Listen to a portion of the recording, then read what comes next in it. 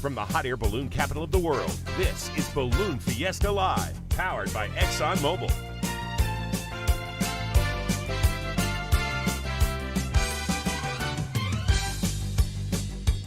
Direct from the rooftop studio at Balloon Fiesta Park in Albuquerque, New Mexico, here are the hosts of Balloon Fiesta Live, Glen Moyer and Lloyd Jr.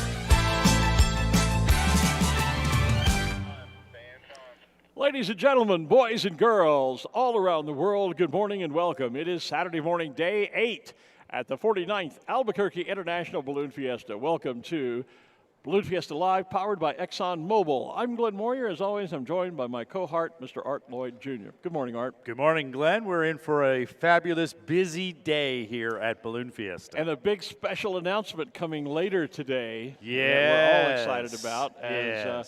You know, this is the 49th, and we're nearing the end of the 49th, so already we're all turning our eyes and thoughts and calendars to pointing toward the 50th Albuquerque International Balloon Fiesta. So a big announcement later today about that. As well as some minor announcements that go with it, because the Saturday... Traditional announcements, yes. The traditional one. This is the day we reveal the theme for the next year. The new theme for next year, which means the new bumper stickers coming out. All that stuff happens today. Yeah, well, we've got a king-size announcement to make this morning. I have the little bumper sticker here ready, so I already know what it looks like. Well, yeah, I know.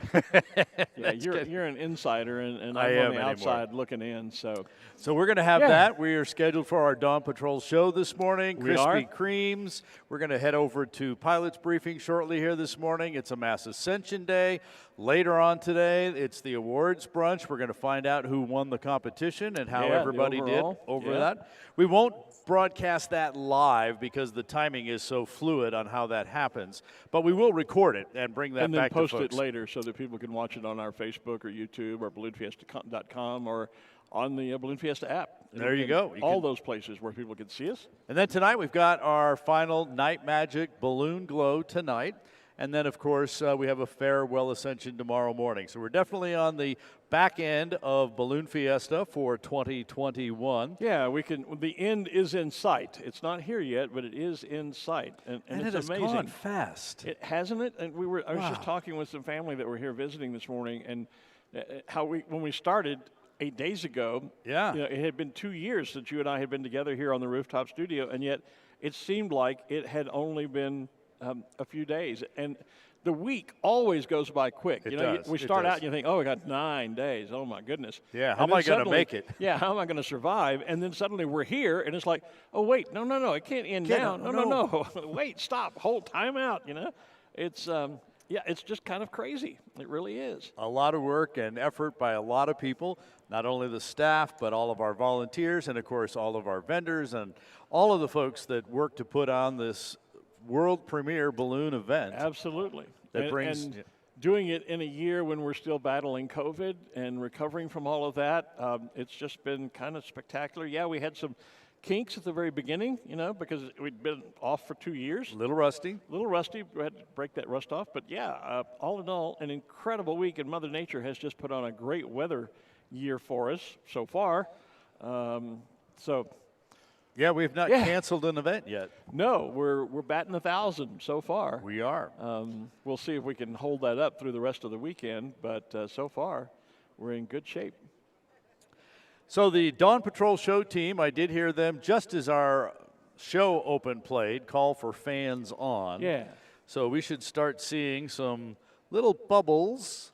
In fact, I think there's one on the left side of the screen. Could be. The whole team is here this morning. One slight change is that Michael Scott out of Oklahoma City is flying a different balloon. He's flying Spirit in the Sky? Spirit of the Sky. It's one of those. Yeah, they told us, and now we've already forgotten. We're not very good at we're getting old. Our memory's not what it used to be. Sorry, Michael. At least we got his name right. That's what's important. And we mentioned it, Michael. And we did mention it, Michael Scott from Oklahoma City. Yeah. So, yes, we do. There we can now see that is indeed balloons with cold air being blown into them. Yep. And they'll be standing up shortly, and we'll get, they're all out there. I can see them now. They'll be standing up shortly. We'll get our Dawn Patrol show underway. So are we going to go to pilot briefing before we do that, or are we going to go ahead and start Dawn Patrol show? Well, we're waiting for the right spot of pilot briefing. there is a lot of housekeeping activities that go on over there. You know, making sure everybody's scanned in and different things to remember about this and remember about that. And so we're not going to. Well, I thought we were going to try and catch like. We are. We're going to try and catch. There's still ambassador of the day and that stuff. So you're listening in, are you? Well, they are in the truck. They're the watching down there. The okay. truck down is watching. Okay. So yeah, there's a lot of those types of things. And I was supposed to get the entire agenda for the pilot briefing, but we'll just see what happens and go from there. But yes, we're going to attempt to pick up the ambassador of the day conversation. There's a landowner of the day. Pilots to the tower, those kinds of things before they go into weather. Not so interested in the pilots to the tower, but the ambassador of the day we are. I was just chuckling because of the team that photobombed us yesterday. I'm not sure that got to the. I'm sure they probably won't be called to the tower, but they probably We called them out on the rooftop studio. We did. Yes, indeed. We called them out live last night on Balloon Fiesta Live. And we've had some interesting experiences this year. We had Zarek Wells and his team did a drive-by karting on the set, and then we had a team that photobombed us last night. John Rodden and his Sunrise team putting some little pictures of their balloons up on our backdrop, altering the logo. Yes. How could you do that? Yes. And then we had a closer than you would like encounter with Pepe Le Pew yesterday morning when a skunk visited us on the rooftop studio. He was coming for his 15 minutes of fame. Well, yeah, as I say, I think Rangers sent him to come up and jump in my arms, and fortunately the message didn't get completely relayed. But yeah, so hopefully we won't have any more unexpected visitors on the tower this morning as we get set for, again, Mass Ascension Day and our Dawn Patrol show. And then we'll see what the weather will hold. We do have, it's nice and calm here on the deck, on the surface, but up above, we may have some issues. We do have some speedy winds aloft, and we'll get that word at pilot briefing when Brad Tiemeyer, our chief meteorologist, relays all the weather information to the pilots. And not only what's there, but what's going to happen throughout the morning. Exactly. Yeah. What we expect those to happen. Right, and that's the key thing is it's not just what's happening right at this moment, but you know our typical morning ascensions run until about 9:30, and so we have to look a few hours ahead. So the pilots will know what to expect if they do fly, then what to expect when they'll be looking to land. Sorry, just as you threw to me, it was my turn to cough. Okay, sorry about that. That's all right. At least you remember the cough button. I haven't always done that. It's nice just to have a cough button. I've done so many different events and different places, and there is none, and so you just kind of let it go right over the air. Well, I woke up about 1 o'clock this morning in a coughing fit that's really a holdover from COVID that I had back in early September. So I think we're ready for the Dawn Patrol show, sir. All right. Well, ladies and gentlemen, let's begin this morning with our 25th edition of the Dawn Patrol show. It is brought to you by Route 66 Casino Hotel and RV Park. You know, the Albuquerque International Balloon Fiesta is by far the most highly... You want to hand me that radio, by the way? I'm supposed to be doing this. You think they can hear us? Yeah, they can hear you. All right, let's do it without. Anyway, the Albuquerque International Balloon Fiesta is by far the most highly recognized ballooning event in the world. It began 49 years ago to celebrate what was then the 50th anniversary of radio station 770 KOB, known today as KKOB. That little gathering was just 13 balloons, but it has blossomed into what you'll be enjoying today with more than 500 balloons. Soon, we'll be listening in. We are on the radio, and we'll hear all the pilots reported they've cold packed and ready. That's clearly already happened, as you see the Dawn Patrol now standing up. Now that they are upright, we'll be performing for you something of a mini balloon glow this morning, lighting up their burners and giving you a great photo opportunity. And this morning, though, we've been told already the team will not be flying because there are some strong winds aloft. Mostly, though, it's because of the direction, which will carry them toward the mountains. And a Dawn Patrol team flies through the darkness until sunrise. And should anything untoward happen, you don't want to be landing a balloon in the dark if you can help it. And you certainly don't want to do it going toward mountains. So the team is going to do their show and remain here in Balloon Fiesta Park, but that gives you a nicer show on the ground and a chance for you to see it and get some great photos. So the team is already standing up. So for our Dawn Patrol show, The Route 66 Casino Hotel and RV Park Dawn Patrol Show is underway. We'll come back for some Allburns in just a few moments. We want to pick up with the ambassador of the day from our pilots briefing. I understand it's Debbie O, 472 Debbie O. And I'll summarize this. And this landowner lives down south of here, and they each year often will set out chairs and invite their family neighborhoods to come by and have the balloons land on their property. And they've done that for the 49 years, including this year. But one day this week, Debbie O and her crew was one of the fortunate balloons to land there. But what was special to them is that Debbie, like most of us do, Debbie took the time to do tether rides for some of the local kids and so forth. Over 50 people were given tether rides. But as we saw yesterday in the ambassador of the day yesterday, there are a lot of people out here that are affected by certain diseases and illnesses. And again, Debbie was able to touch the heart of a young lady who was just recently diagnosed of cancer and was able to give a tether ride to that young lady and that family. So again, I know this is something that we all do, but this is something that this landowner took the time to call out to us. So Debbie, you are the recipient of the ambassador of the day. And for that, we have some gifts for you. The first one being a case of Dos Equis. All right, y'all getting better at this now. Imperial Cider by Cosmic Crisp. A logbook bag from Firefly. Glen Moyer scarf. 2 different gift cards from Albertson Market. And also Dunkin' Donuts. A Yeti coffee mug from Digital. A basket full of treats from the Albuquerque official staff. A fire extinguisher from Fireworks. A bottle of rum from our own Captain Morgan. There we go, Captain. I bet he sleeps with that. Let's see what Lynn says. So, all right, 2 sleeves of cups that have the balloonist prayers on them. Yep. And last but not least is fantastic. Debbie O, thank you, and thank you to the crews that helped make that possible. All right, landowner of the day. Look at this picture up here, because this is pretty special. We do receive a lot of the landowner, or we do the drawing by the cards, but attached to a card was a printout email that Nancy and the landowner team received. So obviously it caught their attention to see this letter attached, and we felt it worthy to make this the landowner of the day. And again, I'm going to summarize this, but Pilot 370 submitted this, and that's Ken Scalute. Ken Scalute submitted this. As he was flying into Corrales yesterday, he noticed that the 2 balloons that you see pictured here were laid out in that field.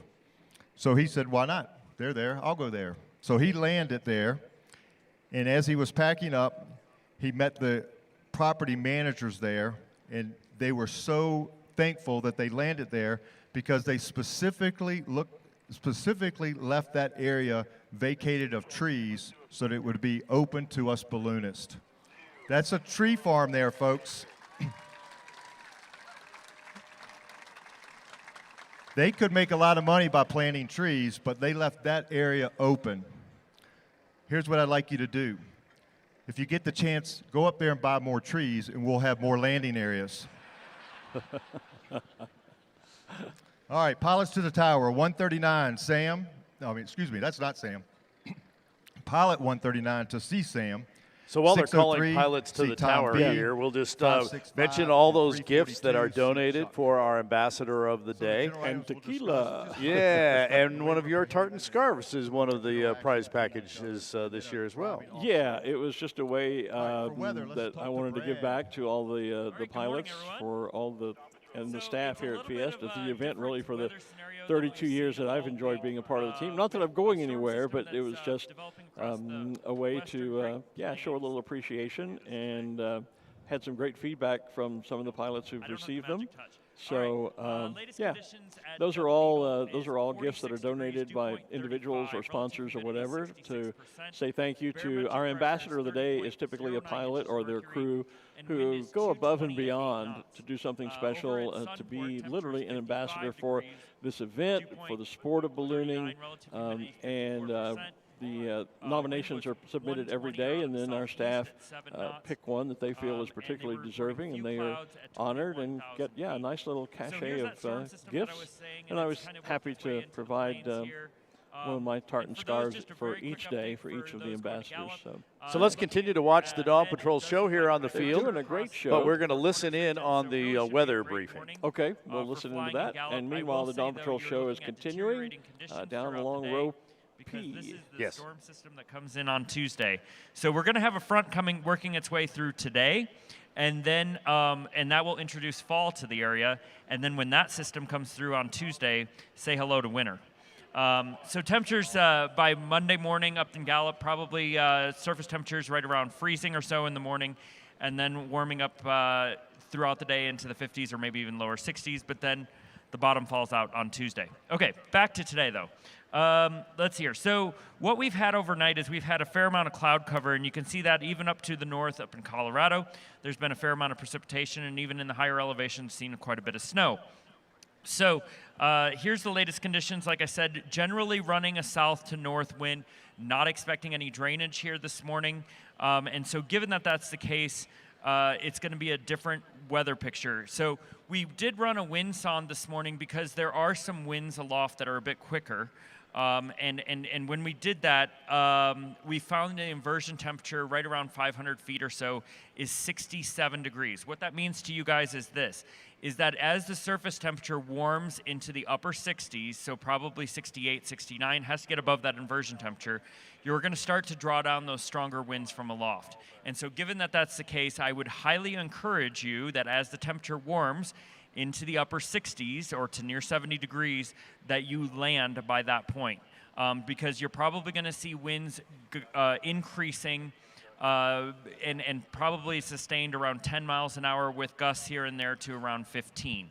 The good news, and I don't have this up, is that the winds aloft may lighten a little bit this morning. So what you see on the profiler may look a little bit worse than what you actually fly at. But with that said, it's still going to be fairly brisk aloft, and the wind will be fairly consistent out of the southwest to the northeast. So you're going to go visit our neighbors to the north this morning.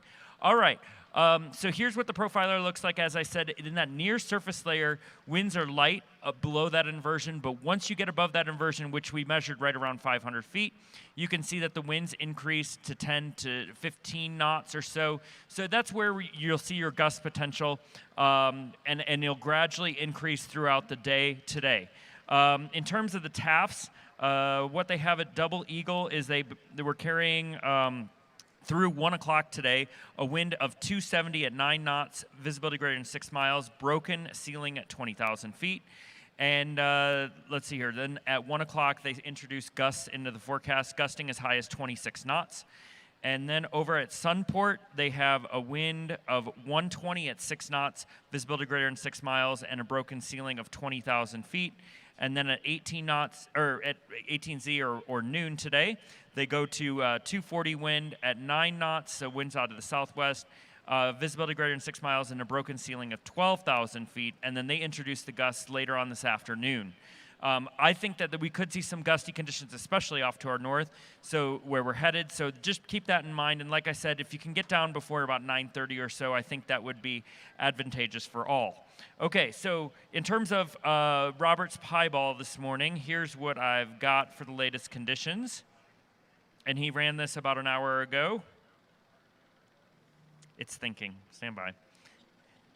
All right. At 100 feet, I've got a wind of 180 at 1 knot, 180 at 1. At 300 feet, I've got 185 at 4 knots.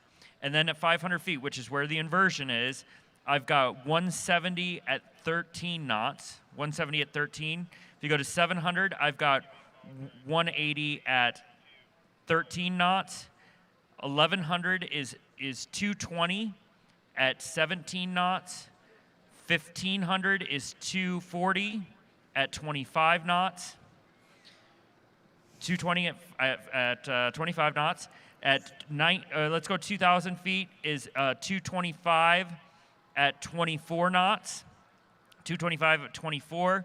Let's go to 3,000 feet is 230 at 30 knots. 230 at 30 knots. 3,500 feet is 235 at 26 knots. And then at 4,000 feet, we've got 230 at 37 knots. So like I mentioned, there is a lot of speed aloft. It will start to mix down towards the surface after 9:30 or so. So just make sure that you're back on the ground by then. Okay, so for the weather, the pie ball this morning, I have a team of people launching the pie ball. Two brothers.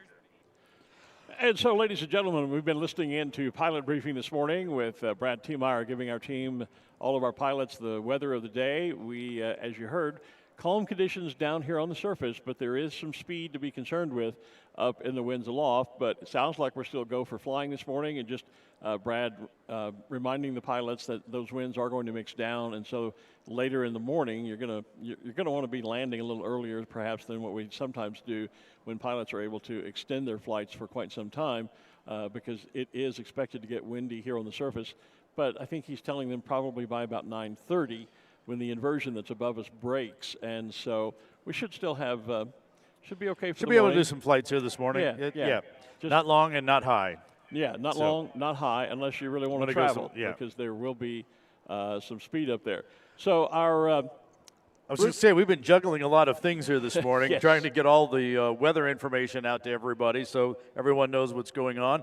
But our Dawn Patrol show is underway as well, so let's pick that back up. Yeah, the Route 66 Casino, Hotel, and RV Park Dawn Patrol team has been performing for you their balloon glow, but we'd like to introduce you to each of the members of the team so you'll know who those pilots are.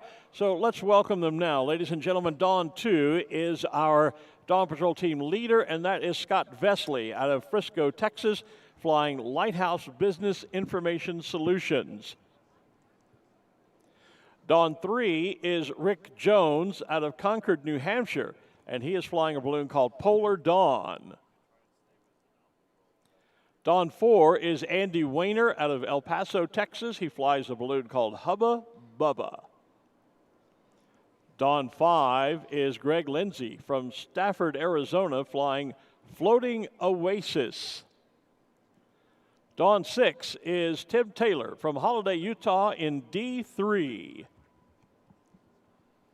Dawn 7 is Michael Scott out of Oklahoma City, Oklahoma, this morning flying Spirit of the Sky.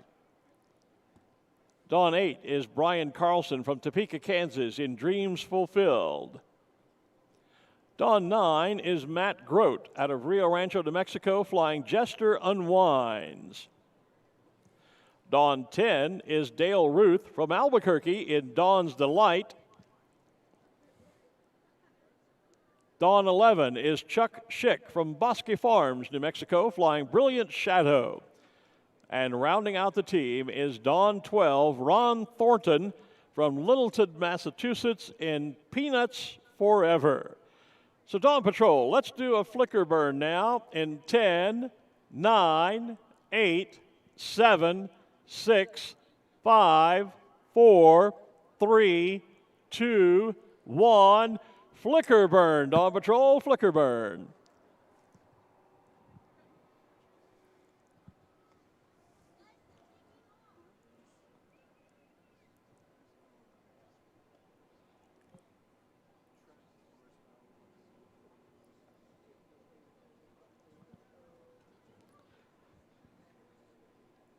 Nicely done. The team is all lined up in formation again this morning. Because of the high winds aloft and the direction and the fact that it's dark, the Dawn Patrol team, in case you're just joining us, are not going to fly this morning. That's no indication of anything else happening this morning. It's just that an abundance of caution, should anything happen, landing a balloon in the dark is challenging enough as it is. And when you're headed toward mountains, as they could be this morning, it becomes even more so. So the team elected to stay on the ground. Dawn Patrol, let's do an all burn for everybody. An all burn, Dawn Patrol, in 10, 9, 8, 7, Okay, well, Scott Vesley called his own Allburn that time. Scott, listen to the radio. You were not the radio. You jumped me there, Dawn Patrol, Dawn 2. My apologies. No problem, no problem. We were both calling. I was calling to count down, and he jumped in at 3. So he's ready to pay attention now. He's ready to pay attention now. Okay, all right. Well, in that case, well, we kind of left him on his own while we were over at doing, weather yeah, briefing, we're juggling so a lot of things all at once this morning. So okay, Dawn Patrol, let's do. We just did an all burn. Let's do another flicker burn. And folks, those of you that are here, if you've got smartphones that do video, this is a great time to capture this in video, especially if your phone does slow-mo. It really makes for a neat video. So, Dawn Patrol, let's do another flicker burn in 10, 9, 8, 7, 6, 5, 4, 3, 2, 1. Flicker burn. Flicker.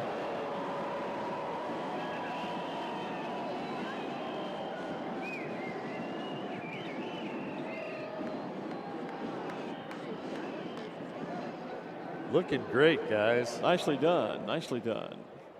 Once again, the Dawn Patrol Show brought to you by the good folks at the Route 66 Casino Hotel and RV Park. They've been sponsor of our show for a few years now and allow us to bring you this show. Now, we do the Dawn Patrol Show on our opening and closing weekends and Wednesday, our midweek mass ascension. During the week, a number of the team members do fly a Dawn Patrol flight, but we don't do the orchestrated show. And this morning, even, it's a bit abbreviated from what we normally would do since the team is staying on the ground and because the timing was such that we were bouncing back and forth between their show and the weather briefing. Because of today's weather conditions, we wanted to make sure that the crowd got to hear that.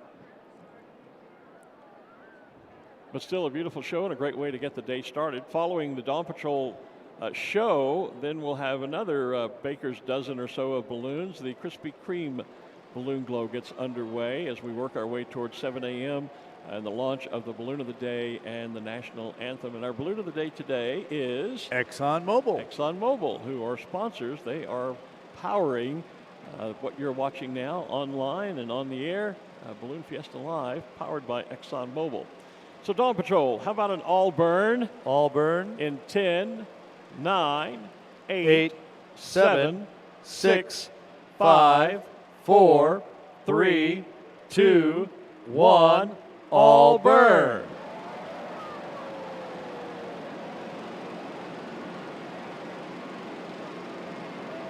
Does it look like the Dawn Patrol team has expanded out there? Well, it does, and that's I was just about to say. I saw the Krispy Kreme balloon glowing in our all burn there. So some of the Krispy Kreme balloons are already upright, and they've just kind of joined in with our Dawn Patrol show. Normally, what would be happening is our Dawn Patrol team would be launching into the sky and flying away, and then the Krispy Kreme team would be inflating and doing what we're doing now, a static glow on the field.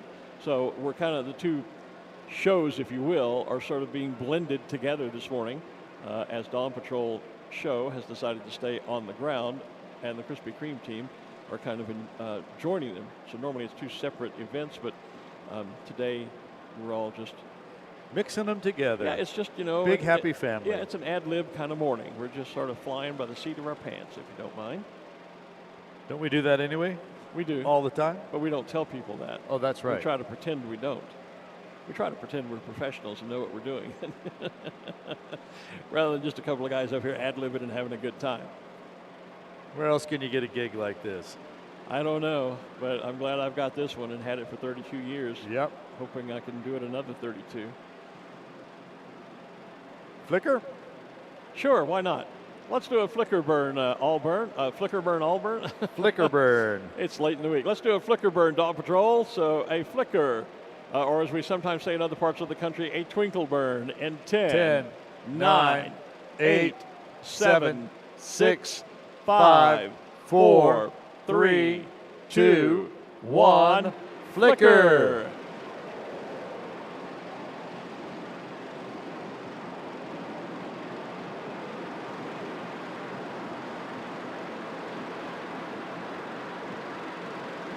This is really nice with all the Krispy Kreme guys joining the Dawn Patrol show. Yeah. bigger show than we normally have. So that is nice. I like seeing the video wall over there because I keep looking over there and going, oh, wait, there's more balloons. Oh, no, I'm sorry. That's part of the wall. That's the video. Well, I did that yesterday. Was it yesterday, I think? I saw. Yeah, you were asking if that was the globitos. The globitos are little radio control balloons, and I thought they were glowing over there, set up by the stage and glowing, and then I realized, oh, no, I'm just looking at the video wall. Oh, goodness.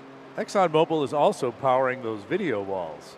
That's true. So ExxonMobil's all over it for us this year. Yeah, they are. And we're glad to have them as a new sponsor. For the past 2 years, we were sponsored by a subsidiary of theirs, XTO. Right. And we had so much fun with them, and I think they saw that the results were so impressive because we've had in previous years over 1 million viewers of Balloon Fiesta Live. Yep. And so ExxonMobil, the parent company, came on board as our sponsor, and we've had some of their folks. Was it Dina that was up with us? And Justin.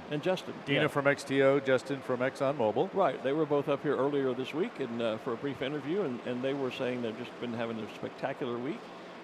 Very happy with the results that they're seeing, and great marketing opportunity for them. So we're thrilled to have ExxonMobil join us as the new sponsor of Balloon Fiesta Live. Absolutely. If you're looking to get a piece of the action with Balloon Fiesta in some way, shape, or form, just check out our website, balloonfiesta.com. Contact our sponsor team, and they will help customize a package directly for you and your business. And there are sponsorships available at virtually every level, from just simply sponsoring a banner on a balloon all the way up to sponsoring Balloon Fiesta Live, or you could even become the presenting sponsor for Balloon Fiesta. Or the title sponsor. The title sponsor. The whole event could be. Let's get another glow in. Acme Brick Balloon Fiesta. Let's do another all burn, pilots. How about an all burn? In 10, 9, 8, 7, 6, 5, 4, 3, 2, 1, all burn.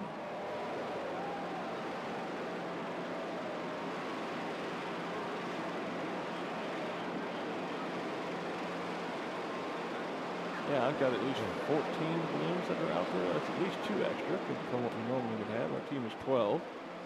So we do have a couple of more balloons joining us. Well, our next all burn, I'll count. Okay, sure. Well, that's what I was trying to do, was count the balloons on the screen. But I'm just sitting back, relaxed, enjoying watching the great show. Yeah, well. Speaking of Dawn Patrol show, our intrepid field reporter, before we do another burn, another burn, whichever, Ruth Lynn is down at the Dawn Patrol team, and she is with the pilot of one of the teams, and that is Flying Oasis. Ruth, take it away. Yes, I'm down here with Greg Lindsay from Safford, Arizona. He is flying the Floating Oasis this week. Greg, tell us about how this balloon came to be designed.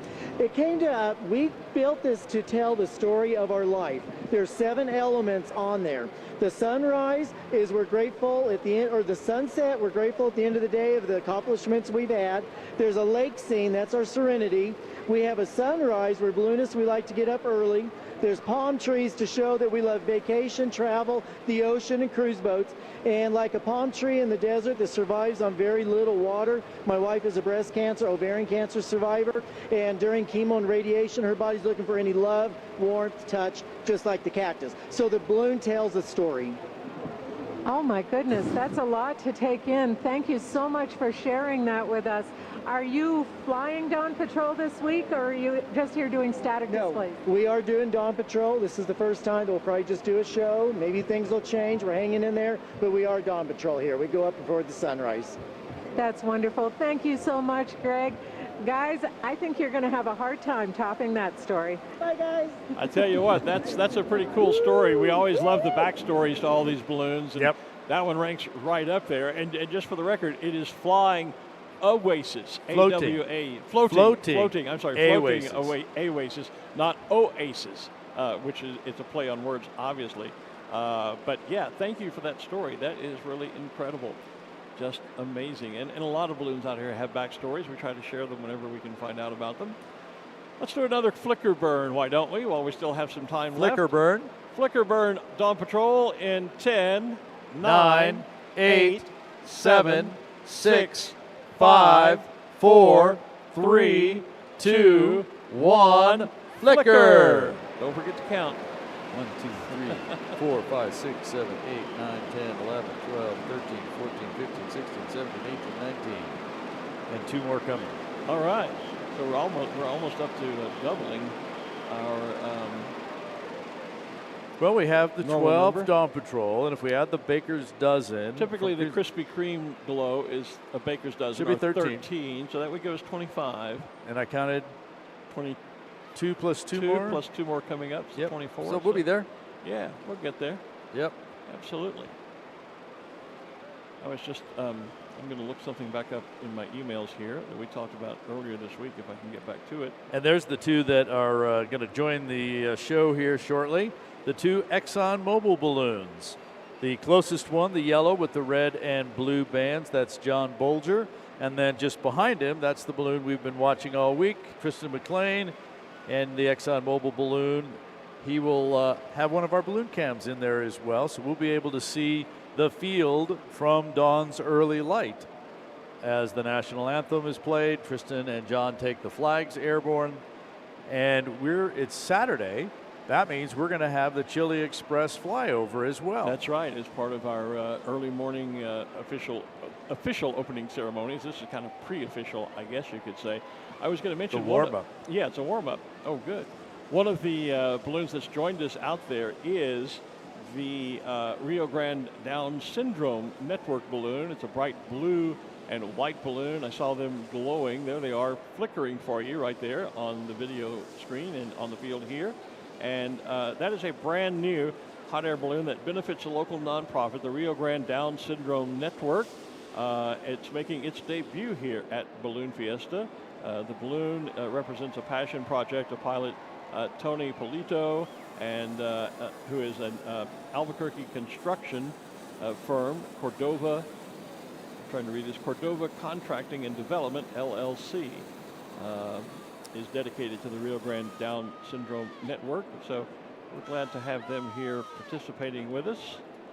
Tony's been a pilot for more than 30 years, and it says he's very happy to be associated with the Down Syndrome organization. So glad to have their balloon here. It is taking part in the Krispy Kreme balloon glow, so they've joined our show this morning. So thank you for that. So Dawn Patrol and Krispy Kreme, let's get an all burn. Here we go, an all burn in 10, 9, 8, 7, 6, 5, 4, 3, 2, 1, all burn. And you see pilots now counting down, glowing or burning as they're counting down with us. Yeah.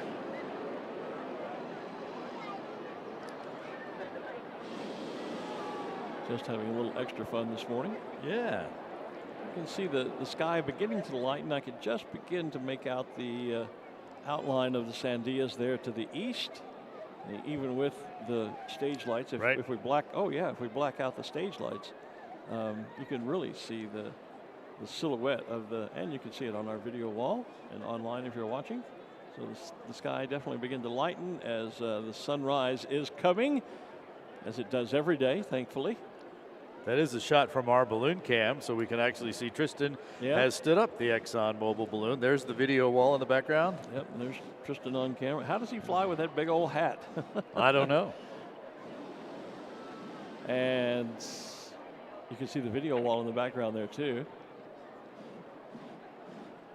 There's a nice wide shot. Now you can really see the Sandias standing tall over to the east side of Albuquerque, of course. That's basically our shot, looking out across. We see the sponsor hospitality right below us. Right up here on the roof.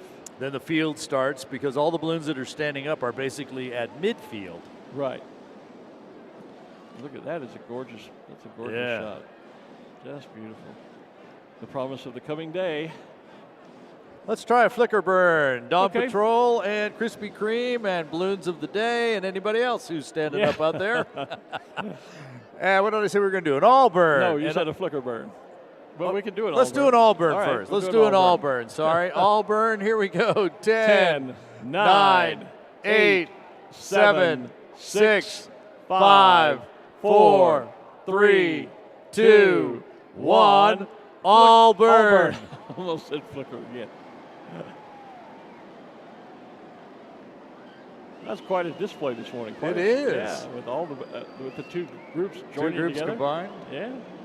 Balloon of the days. Yeah. The balloons of the day joining us. We might make this might have to make this an every year thing. You know, just do a regular nighttime glow in the morning for the big 50th next year. Yeah. We can double the baker's dozen. We could. 2 dozen. 2 dozen. 2 baker's dozen. 2 baker's dozen. Ugh. Get confused. Yeah. You can tell you can tell sometimes that it's day 8 because we get a little goofy up here when you've been doing this. We actually, over the 9 days, provide over 40 hours of live streaming coverage.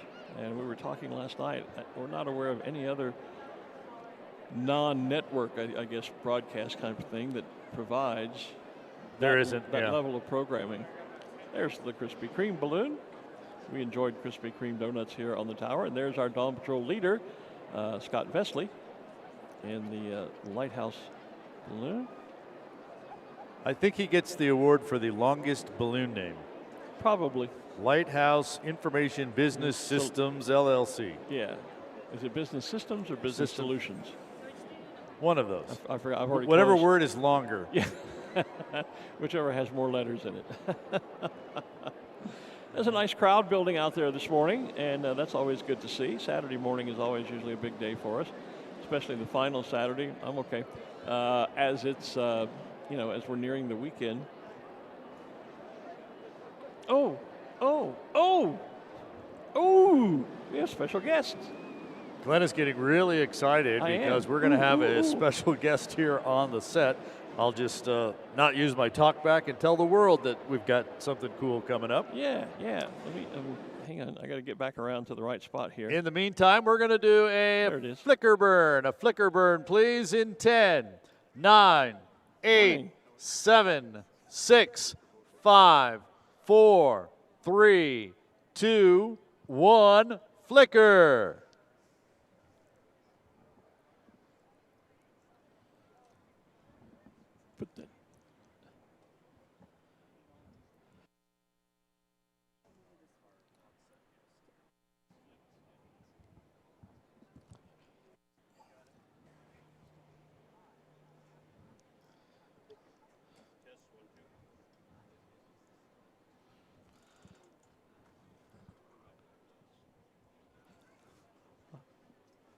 All right, Dawn Patrol and Krispy Kreme and everyone else, a nice, great all burn. And all burn in 10, 9, 8, 7, 6, 5, 4, 3, 2, 1, all burn.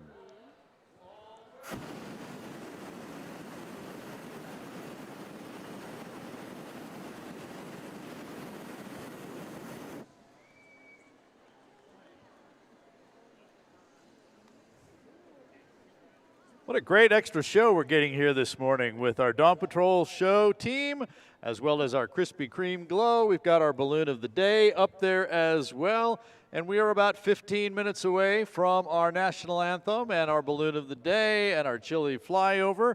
But first, we have a special guest who's joined us here on the rooftop studio. We've been celebrating special shapes the last 2 days, our Shapes Rodeo Glodio.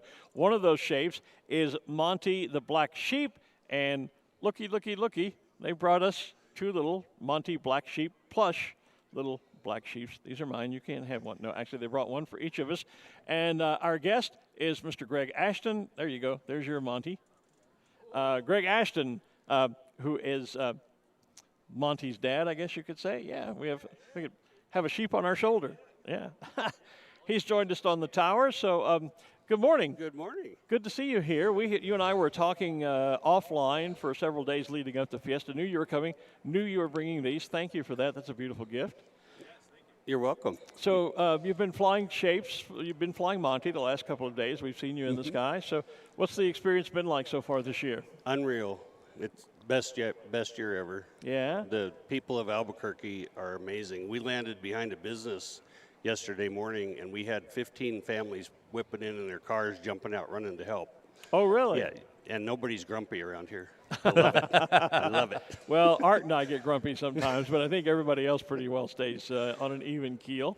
So what inspired you to do a plushie of Monty, of your little balloon? I think it was my wife's idea. We got Monty, and we searched around and found a manufacturer. I won't say what country they're in, but yeah, we had them made, and we've got 800 of them here at Fiesta for sale. So oh my goodness, they're just incredible, and they're so cute. Every little kid that sees them wants them. Yeah, well, the balloon itself is so cute. What inspired building a shape? What inspired Monty to be built as a black sheep?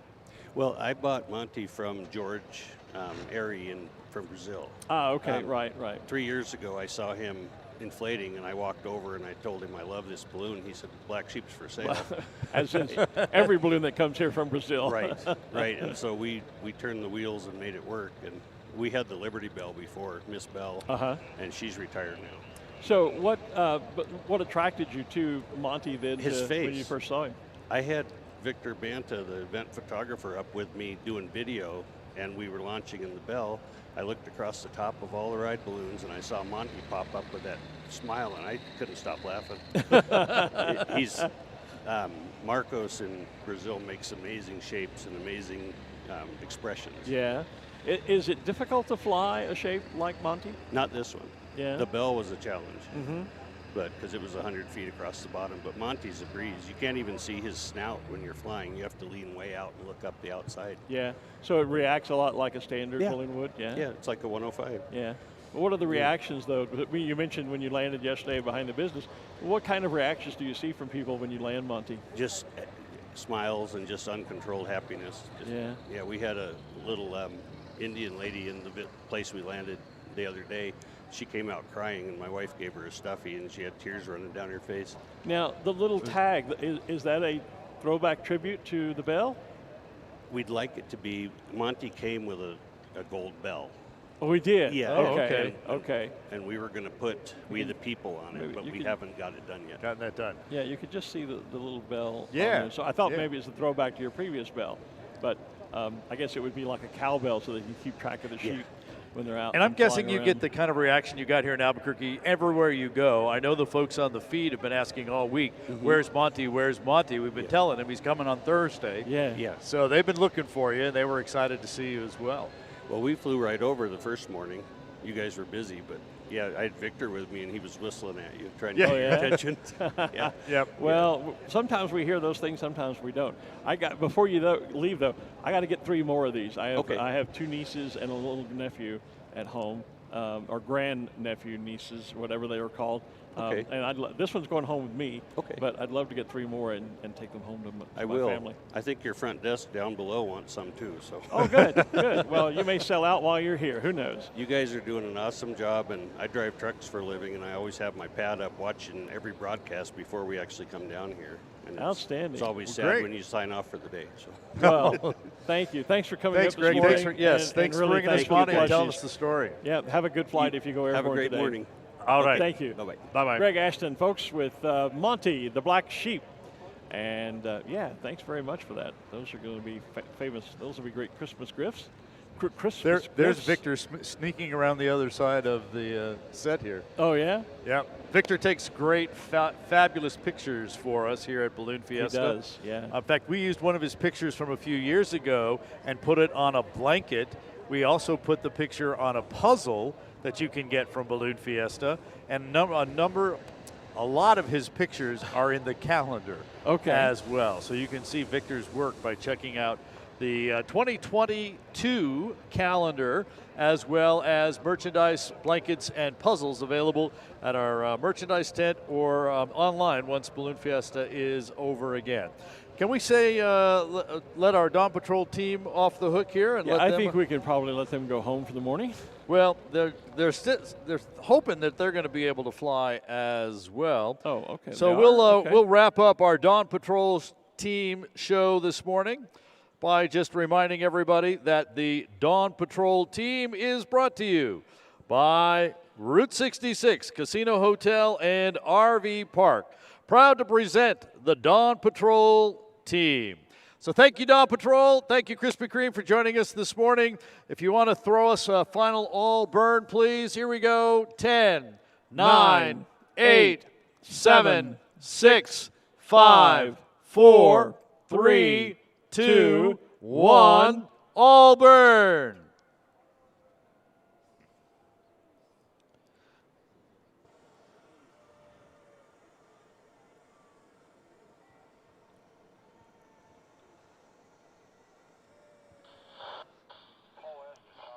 Great job. Thank you, Dawn Patrol team. Thanks, Krispy Kreme, for joining in. And we actually saw a number of candlesticks join in as well. Yeah, and that's preparatory to our national anthem. Our national anthem, yep. Trying to get my Facebook feed back up on my phone here. So we continue to watch and see what actually happens here. I just had a quick conversation with our balloon meister, Henry Rosenbaum. We are going to go ahead and do the national anthem. We anticipate the balloon of the day going airborne with the flag, with the colors. And they're giving pilots the opportunity to move up in their wave. This field is huge, but we still have to do mass ascensions in 2 waves. Right, yeah. So they're telling folks that if there is a spot on their launch site and they're in the 2nd wave and they want to move up to the 1st wave, they're going to allow them to do that. So we'll should have a full field here if folks want to do that. Of course, it's also good to remind folks that it is always the pilot's discretion and final decision whether to make a flight or not. That's right. We can raise the green flag, which opens the field for flight, tells pilots that everything is go. But if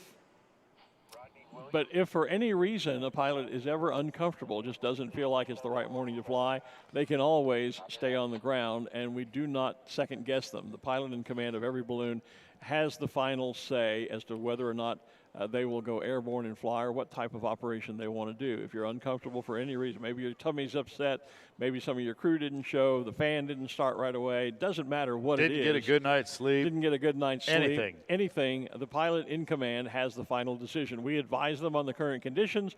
We make a decision, can the balloons fly safely today? We decide they can. We put the green flag up, but still each pilot has to make their own decision. We were speaking a few minutes ago about the Down syndrome balloon, and our intrepid field reporter Ruth Lynn has found that balloon in their pilot, so let's toss it down to learn more about this amazing balloon. Ruth, go ahead. Yes, I'm with Tony Polito of the Rio Grande Down Syndrome Network balloon. This is not Tony's first rodeo here at Fiesta. I've got 30 years and loved every minute of it. Started when I was 7 at 1971 Coronado Center. Oh my goodness. How long have you been flying for the Rio Grande Down Syndrome Network? Well, what's great is a week ago today was the inaugural flight, first flight of this balloon. It's brand new, and this is a great cause to bring awareness to those with disabilities, and it is probably the most rewarding fiesta I've had in 30 years because of that. What kinds of things do people ask you about, and what kinds of things do you talk about when people see this balloon? Balloon related, how high can you go, how many people can you take, how's the flying this week, all those types of questions, general stuff. It's related to the network, it's why you're doing what you're doing, and really it's because this is a thing that's bigger than yourself, and to give back to the community is the most rewarding thing. So. Do you have personal experience in your family with Down syndrome? No, I don't, but the owners of the balloon do, and so that makes it really personal for me. That's wonderful. It's about sharing the love, you guys, and we all need to do that as much as we can. Thank you, Tony, for sharing the love with everyone here at Fiesta. We'll send it back up to Glen and Art on the stage. Straight ahead. Thanks, Ruth. Good to hear from Tony. As well, we continue to bring you lots of backstories and information about these balloons as we have the opportunity to do that. We are now less than 5 minutes away from the launch of the balloon of the day, our national anthem. You can see our launch directors have already gotten the flag attached to our Exxon mobile balloon. And so we are just waiting for the clock and sunrise to be closer so that we can move forward with the launch of the balloon of the day and hopefully the launch of all of our balloons, or most of them anyway. We're also going to have the Chili Flight Express overhead as well. So you're going to loosen up your neck because it's going to be a whole lot to look at here in just a couple of moments as we officially get things underway for day 8 of the Albuquerque International Balloon Fiesta. And you're catching it all and hearing it all and seeing it all on Balloon Fiesta Live, powered by Exxon Mobil.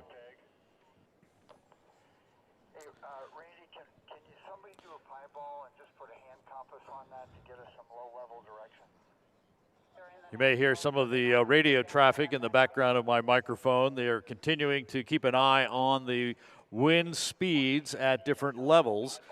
It's very calm right here on the field, but all morning we've been watching winds at about 500 feet get into double digits. So that's not very high, and that wind will come down eventually. Most likely by 9 or 9:30 this morning, we'll see that wind pick up.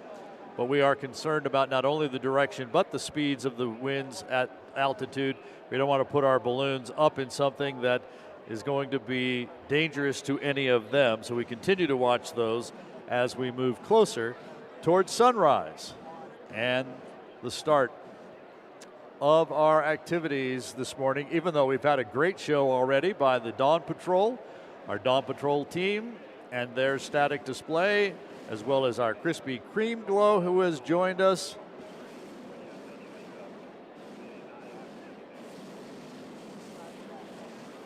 Just checking in on the conversation with our officials about the color of the flag and what is happening with that.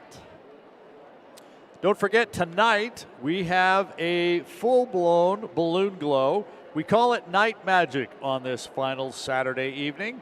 You're going to want to be out for that. Conditions look pretty good for that. And then we have a farewell mass ascension tomorrow morning. And unfortunately, that's going to be the end of 14 events. This week has just flown by. For those of you who are here on the field and just figured out that there is a live stream, Balloon Fiesta Live, all of our shows are available on demand just by going to balloonfiesta.com. Under this year's event, click on the Balloon Fiesta Live tab, and you'll be able to go back and watch all of the shows from this year, as well as the past 4 years, because this is year number 5. We're celebrating our 5th anniversary of Balloon Fiesta Live. And later on this morning, since we are towards the end of the week and towards the end of the 49th event, we're going to be talking about the big one, the Big 5-0. Next year, 2020, will be 50 years and the 50th anniversary of the Albuquerque International Balloon Fiesta. You should already be making plans to be here. And here we go, ladies and gentlemen, with our national anthem performed by the 44th Army Band.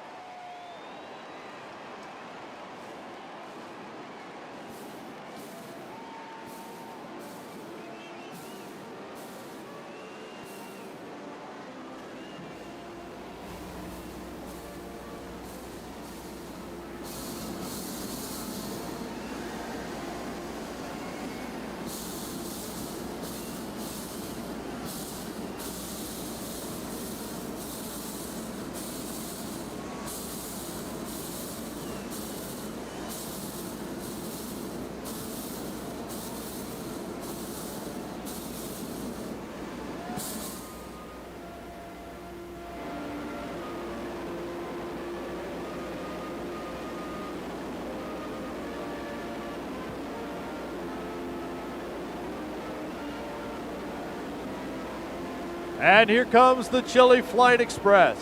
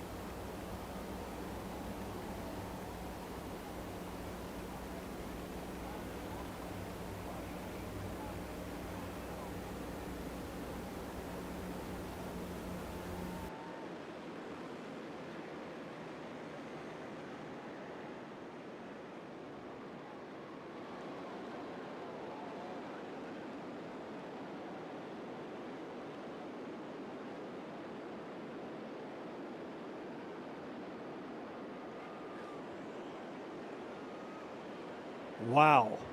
Yeah. Just wow.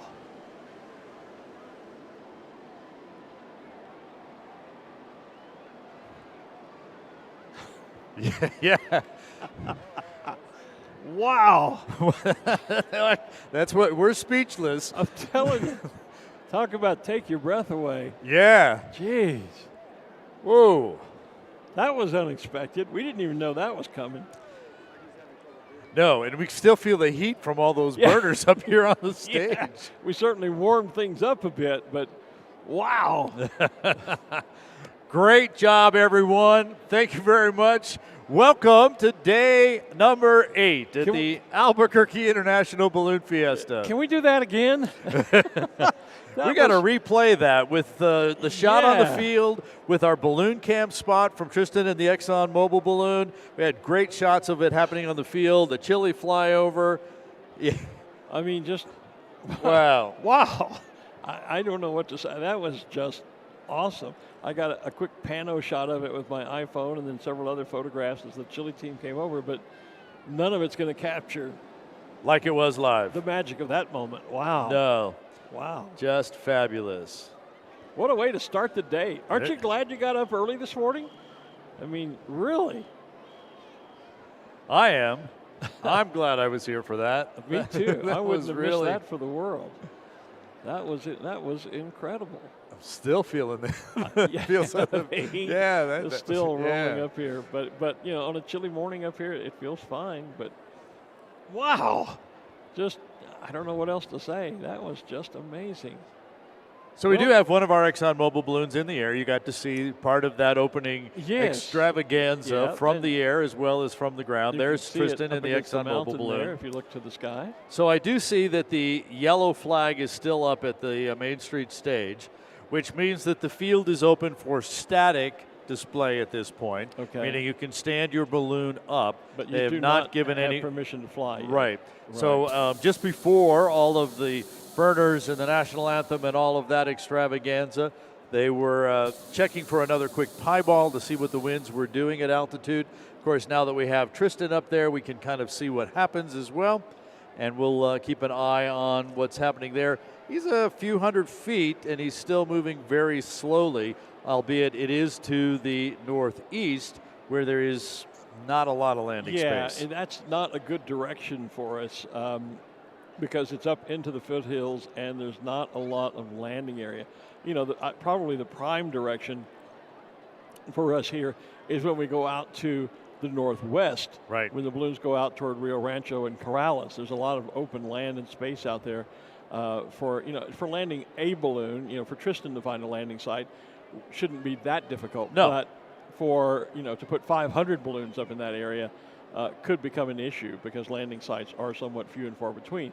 So the ideal direction is for the balloons to be able to go out to the northwest because they do, again, go out toward Rio Rancho and Corrales, and there's great landing area and open space out there. So Mother Nature giving us a bit of a curveball this morning with the change of winds. It's all part of that coming frontal system that's turned things around a bit, and so that direction is just not the best for us, and that's why we're going to kind of probably sit here on hold for a few minutes and see how the wind develops as we continue on into the morning. So you can kind of see there is that spot, but like you said, easy to put 1, 2, maybe even 20 balloons into that spot. Sure. But the 500 is not that. And actually kind of any west we can get. Northwest the best.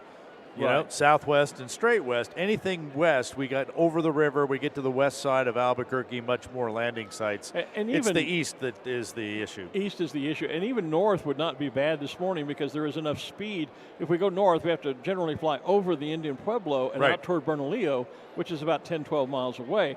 But there's enough speed aloft this morning for the balloons to easily cover that distance. So if the wind would shift just enough to go even due north, we would be in good shape. But that easterly direction, because it sends us over into the residential areas of the foothills where there just simply are not a lot of landing options, and that's it's just not a good direction. We've seen balloons in earlier days this week during competition launch and come in from the east, but landing is a different issue. So, so the yellow flag is up, and we'll continue to watch the weather conditions and see what develops for us this morning. Yeah, it's easy to find that spot to launch that one balloon because you lay out. You don't need the big space. I just need enough to lay out the balloon and clear any obstacles. Right. But when I'm coming in, I'm going to be moving along, so I need a bigger spot when I land than when I actually take off. Actually, Travis looks like he's probably found a spot that he's decided to put the balloon down. I'm guessing Tristan, rather. I'm sorry. Looks like he's probably landing over there now.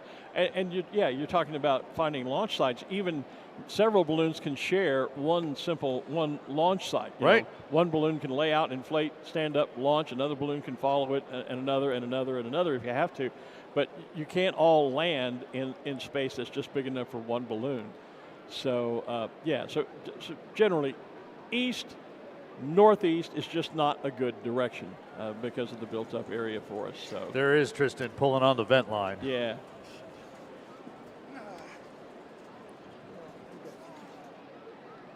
Yeah, he's kind of made it just out past the parking lot out there.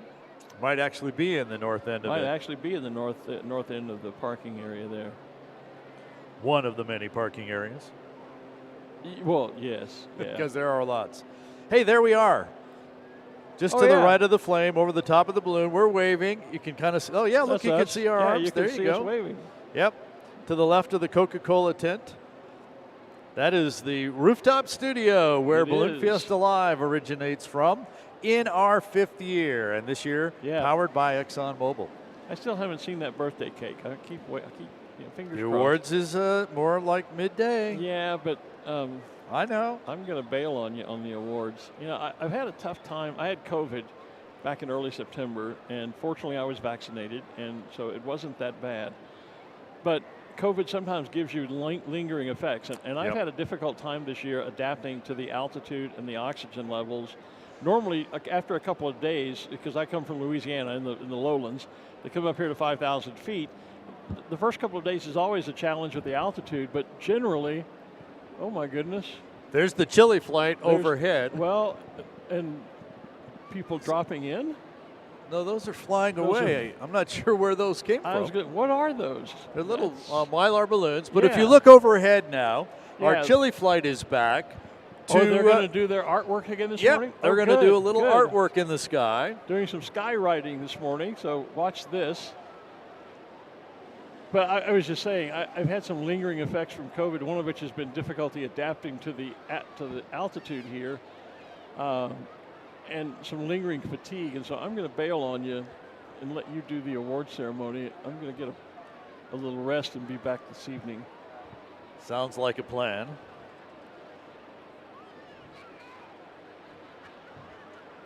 I've made you do Dawn Patrol all week, so I guess making me do the awards banquet is turnabout fair play. I can recall, 5 years ago, when you said, hey, could I do Dawn Patrol one day?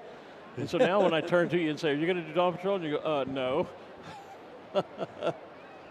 So, So here comes the chili flight. If you haven't figured out yet, they're doing a heart up in the sky with some skywriting, 4 on each side. And they're going to come to a point here in just a moment and intersect. Hopefully not physically intersect. And there... Bingo! There it is. They close off the heart. Showing the love for all of our first responders. Indeed. All of the folks who worked so hard with such long hours under such difficult conditions to help all of us get through what you've just been talking about, COVID and the effects that has put on not only our country but on the world as well. So thanks to our Chili Express flight team for helping us express our love for each other. All of those frontline workers and first responders. Everyone who has helped us through that.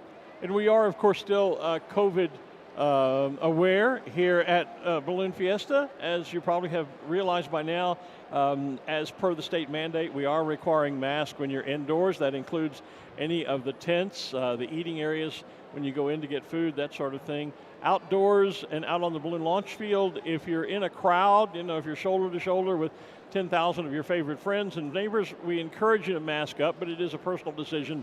out of doors, but when you're indoors, the state mandate is that you must continue to mask up. And so do whatever you're comfortable with, not only for your own health, but for those around you. Because let me tell you, COVID is not fun. I've had it, and I had a very mild case of it, thankfully. So just be careful out there. Be safe. So the yellow flag's still up, meaning that the field is open for static displays. And we're seeing a number of pilots doing that. Yeah, absolutely. Mark Sullivan has red alert right here at the southeast corner of the field, rather. The red balloon with the black, white, red, and yellow spiral marks I'm assuming he's still on the board of directors. He is. And is probably the most experienced gas balloon pilot in the world. The founder of the America's Challenge gas balloon race. He brought that event to us here at Balloon Fiesta. And an all-around nice guy. So he's inflating his balloon red alert. We see the captain balloon from our new sponsor, Oxy. That is the balloon that is blue, red, and silver with the silver stars on it along the south end of the field here. On the monitor, there's U.S. Bank. That would be Scotty McClinton. And further down, the Big Sky balloon, Johnny Petrit in Big Sky from ABC, celebrating the new ABC TV series. The Phillips 66 balloon and Verizon are together along the main street. Sean Askren flying the Verizon balloon. I'm hearing that burner noise in my ear, and I can't concentrate for a second. Yeah, we're seeing a shot of the him doing a candlestick burn for us there. Okay. Is that what it is? That's what we're seeing. And then who's flying Phillips 66 this year? Brad Rice. That's right. Brad Rice is flying. I was having a conversation with our friend Malcolm White about. I did not realize that Brad was Dick Rice's son. Yes. I had not made that connection. The white balloon next to Phillips 66 would be the Xfinity balloon. And I think the red balloon would be probably be the Coca-Cola balloon. Probably so. Yep. There we go. You see it from the other side. You see the NI, the white of Xfinity, the red of Coca-Cola, the red, white, and black of Phillips 66. And the yellow balloon with the red and blue bands and the blue stars is our other Exxon Mobil balloon, that being John Bolger. There is also still Dos standing. Equis is behind it while we're on that shot. Oh, okay. Kind of the gold top with the mostly with the red and the white darts. Yep. There's a better shot of it. There's a good shot of it, the gold top of Dos Equis. And I was just going to say that floating Oasis that we had the interview with earlier from Ruth, part of our Dawn Patrol team, they and Tim Taylor with D3 are still standing down there, the Stars and Stripes balloon and the floating Oasis, the one with the palm tree on it. We heard about that earlier. One of our other Krispy Kreme balloons, mostly yellow with the silhouette in red of the state of New Mexico, and flying the New Mexico Tech banner, that is Enchanted and Eric Greenwood. So a lot of activity down on the field. We're still not in a flying situation yet, but several of the balloons are inflating. I'm thinking that might be Sherry White inflating G-Daddy. Probably. Which used to be her dad, Sam Edwards' balloon. Because normally it's flown by, Tomas Hora. Tomas Hora, thank you very much. Tomas obviously is not here. He lives originally from Germany, but now living in the Czech Republic, I believe, if I remember correctly. I think that's right. I think he got employment that moved him to the Czech Republic. He's normally here flying that balloon, but obviously because of international travel restrictions is not able to be with us. He was actually scheduled to be here up until about a week before Fiesta started. Oh, really? He was still working the game and the angles to see how he could make it here. Yeah. And it was just like within a few days before Balloon Fiesta that he had to finally tell us it wasn't going to happen. I met Tomas years ago at a Balloon Federation of America. We have our annual meeting here each year. And he came to appear before the board to talk about something called a youth camp they were doing for young balloonists over in Germany at the time. And that really was the inspiration for what we now have in the Balloon Federation of America, our junior balloonists. We host summer camps around the country, and in fact, one right here in Albuquerque every summer for the past few years. But it was Tomas Hora who came to us as a young person at the time, and spoke about how the camps were generating a new generation of pilots in Germany, and the young people were so excited about it, and we decided to take their idea and capitalize on it. We created the Balloon Federation of America's Junior Balloonist Program, and now run our very own successful summer camps each year. Katie Griggs has been chairman of our youth program for the past couple of years now. Having that junior program in Albuquerque has really been a lot of fun. Yeah. We usually have a club flying event where we have 25 or 30 balloons come out. That's usually on day one of the camp. They get to have a lot of experience right away. Yeah, they get a lot of experience with balloons and balloonists here at the camp, and it's always great to have them here as well. Well, Tomas Hora was the inspiration for that. He came to the BFA Thanks, board Tomas. and shared that with us, what they were doing in Germany at the time, and we've adapted it here, and it's worked very well for us. So, missing you, Tomas. Hopefully, we'll see you back here next year for the 50th. On the left side of our screen, we have the KKOB balloon. Indeed, red, white, and black. You can see the letters at the bottom. It says on the air 1922, because then you see 50 years later it says in the air 1972. Yeah, I was going to say, no, I see 1972, but now as I read on the air 1922, in the air 1972. You're right. That's that 50 years between them signing on the air and the 50 years before we had our first Balloon Fiesta. There's the lettering we're talking about around the throat of the balloon. On the air, I should know better than to question you about anything Albuquerque-wise. Because, I mean, you live here. I don't, so, yeah. Did you already talk about Justin Wilkinson in the Cosmic Crisp Apple balloon? I did not. Okay, well, he's inflating just in front of the KKOB balloon and right beside the Captain balloon of Oxy, our new sponsor. And so good to have Justin Wilkinson here with us. And the Cosmic And here's what it's looked like to stand up a balloon. Yeah. It was laying over. You fire up the burners, put some heat in there as the air magically expands. rises into the sky. Yep. Or at least standing up. Well, if you put enough heat, it goes into the air. Well, that's sky. It's not on the ground. It is. The sky is all around us. There is Cool Beans over on the far western corner of the field. And I still take flack for having once called those pickles on the side of the balloon. They look like little dancing pickles. I didn't know they were beans. So, but yeah, Cool Beans is with us. I think that's is Pato Lantern the non-three-dimensional one? Yes. Okay, well, it's over on the far. See it way out there on the far west side? Yeah, that is the jack-o'-lantern, as you might figure out, but his name is Pat O'Lantern.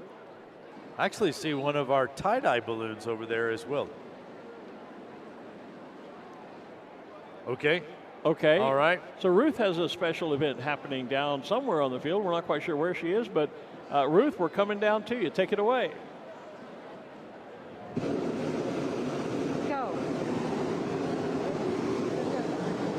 We're going to go up in the balloon. You're going to have to see it, bro. Kelly, will you move?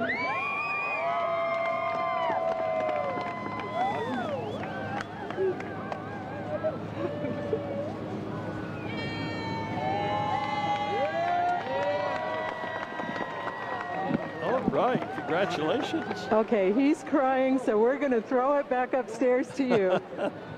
Outstanding. There you have, and that's not that unusual to have a proposal or two out here. In fact, earlier this week, a good friend of ours at Balloonist Extraordinaire, Nick Donner, popped the question to his partner, and they got engaged earlier this week. So there's a proposal right on live on Balloon Fiesta Live, powered by ExxonMobil. There you go. We need to get them a gas card or something as a as a wedding gift, maybe. As an engagement gift. Yeah, you're right. You know, a lot of people do plan their trips here to Balloon Fiesta to get engaged, or the next step to get married, and even renewing vows. That is, we are a very popular place for that. I'm just glad he had the forethought to pop the question on the ground. Yes. Because there have been stories of someone doing that in the air on a balloon ride. Look at the banner. Yeah, she said yes. All right. Thank goodness. It would have been an awkward pause had she said no. But yeah, where I was going with, we've heard stories of someone popping the question in the balloon, in the air, and the ring drops. Yes. And so pilots who do those types of special flights usually tell the one that's popping the question to tie a string around the ring just in case. There's our ExxonMobil team. They have landed. Good morning. I still don't know how Tristan flies with that hat. You know, that's a 10-gallon Stetson he's wearing there. So he doesn't always fly with that hat, but when he knows he's on camera, he usually does. Yeah, well, he looks good in it. He does. He looks like a long, tall Texan. I'm not sure that he is, but he certainly looks the part. But I still don't know how he keeps that hat on underneath those burners. Cynthia Seal and the New Mexico Zia balloon of Dr. Tom McConnell and family. And the Wyoming balloon I can see way down toward the north end.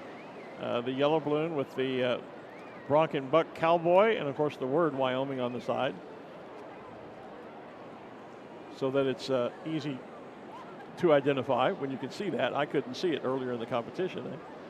You reminded me that Wyoming was right on the side of the balloon. That's how you knew it was the Wyoming balloon. Yeah, the view and what you can see from the center of the field during competition as they come in is, well, this view is great. Having that extra 40 football field advantage, if you will, to be able to see out there, it certainly makes it easier to see some of those balloons coming in. Looking at some of the comments in our Facebook group, Greg Taggart reminding me that he proposed to his wife in their balloon above Fiesta Field back in 1987. Wow. Well done, Greg. That's Tristan's mom right there? That's Tristan's mom? Oh. Wow. All right. Hi, Mom. Hi, Mom. Yeah. Good deal. Nice short flight, safe flight. They'll be able to pack up, come back here, and enjoy the rest of the sights, sounds, and feelings of Balloon Fiesta. Yeah, Andrea McBride Ewart says, wow, wish they had balloon camp when my boys were younger. They would have loved that. Well, you know, maybe they can get involved as a volunteer at the camp and still kind of enjoy a bit of it. Yeah. Dolores Black, a good friend of mine, asking, is that Texas Twist? Yes, it is. That's Sam Edwards' balloon. We're guessing that Sherry White, Sam's daughter, probably is inflating it, though we can't confirm that. But I don't see her Touchstone Energy's balloon, and we know that the assigned pilot, Tomas Hora, is usually here, but he's not. So, and since she's right next to Mark Sullivan and they fly together as a team in gas ballooning, we're just sort of making the speculation that Sherry is in fact standing up Texas Twist. Probably, you know, back to the balloon camp there, there are opportunities for camp counselors. Yes, there are. For teenage and college age folks to join the camp as counselors and help out in sharing the knowledge of ballooning and obviously relating to the kids. You get to spend the time in the dorms with them or wherever they might be camping out. That's why where the pilots go home. So there's still opportunities to get involved, maybe not just as a camper, but as camp staffer or you can counselor. still be involved perhaps in the camp and experience ballooning in that vein. So certainly something to think about. Good morning from Ardmore, Oklahoma. And Don Chase sending me a note that pilot Seth Hunter also got engaged. So there's been a lot of. Oh yeah, I did see that. He Seth got Hunter engaged here this week. So Seth lived here for a while, flew balloons here, and then went I think back to medical school back east, and he's been back there. But I did see that he did get engaged. Congratulations to Seth. Dina Lee, thank you, Dina, for that comment. She says, I hate that you had COVID, so glad you're well. I am well. There are a few lingering effects. A bit of a cough that has stuck with me for months now. It seems like I woke up with it this morning at 1:30, and yeah, I've had some fatigue issues here because of the altitude and the COVID, and so I'm going to take a break today at midday and let Art handle the awards ceremony by himself, so that I can be back on board tonight and for tomorrow morning. Isn't it better to be watching them pack up this balloon than actually to be packing it up? Oh, it's always better to be watching. I remember, though, some years ago I went down and flew an event thanks to Steve Lombardi, who flies the RNS Power Sports balloon here. I went down and flew an event in Mexico, and there were so many kids that came out that wanted to help. I have a photograph of my balloon, and it's like a centipede, You cannot even see a bit of the fabric. It's nothing but one kid after, there must have been 100 kids, wow, each with an armload of fabric. Great. All the way lined out. And all you could see was this long line of young kids, and they were packing my balloon for me. It was a great experience. So Tristan and his team still out there getting the balloon packed up. They'll be back here on the field maybe to do a static display. Could be. You know, they might Henry come back. Rosenbaum, our balloon meister, has joined us again this morning. Good morning, Henry. Hey, Henry. Good morning, Art. Good morning, Glenn. How are you? What a fantastic day. Oh, yeah. Yeah, we don't have balloons in the air, but look at the field. It's full. It's full. It's full of people, spectators, and it's full of balloons. Yes. It might be the largest gathering of display balloons. Go check that. Hey, but, we better count those. Yes. Get on the phone. Get on the phone to Guinness. Let's get and let's Guinness check out it here. out. Yes. Let's get Guinness out here. Yes. It's, you know, and we've talked about this before, Henry. As much as people love to see the balloons inflate and fly away, and it's a beautiful show, but there's a beauty all its own to a display like this because the people can linger. They have time to wander and see different balloons up close, and it's a different atmosphere, but in many ways, it's no less exciting, no less enjoyable. Right. They're not disappointed. They No. came here to see balloons. We've been flying the balloons for 7 days in a row here, and as you just mentioned, to be able to walk around, interact with the pilots and the crew, get to know them. Yeah. There are future pilots that are walking around this field right now. Thinking, you know, I'm going to have my balloon out here one day and do this. Yes. Yes. Yeah, and they're going to get the opportunity to see this, and then also maybe you have some people to help you pack it up. Yeah, we were talking about the BFA youth camp, so there certainly are some youth out there who may be inspired. I've got family here today. My cousin Tiffany and her husband David live in Amarillo and have never thought to come over here. And it was a spur of the moment thing. They contacted me a couple days ago, and they're here this morning. And they may or may not get to see balloons fly, but they're getting a great show, and I know they're having a great time. So it's just it's a part of Fiesta, and it's just another great, successful morning. It is. We can't believe it. I mean, we're on day 8, and we've seen balloons every morning. Yeah. So can you explain for folks why we're standing on the ground? Yeah, obviously, we're watching the winds and the direction at all altitudes. And yes, we did see the ExxonMobil balloon fly away, but we're in constant communication with him also. And there's just that speed layer that's just above where he was that we're not comfortable opening the field. So it's never unsafe, it's just not the right conditions. Right. And we were saying the direction is a bit of an issue too because it's over into the foothills, which is a heavily populated area. So the landing opportunities are not nearly as abundant as they would be if we were going to the northwest, as we normally do a lot of times, out into the Rio Rancho Corrales area. So it's a landing issue too, isn't it? It is, yes. Yeah. So with taking all that information, we're constantly watching that weather. We felt like it's just not right to open the field to allow launches. And we do have the opportunity to do exactly what we're doing now.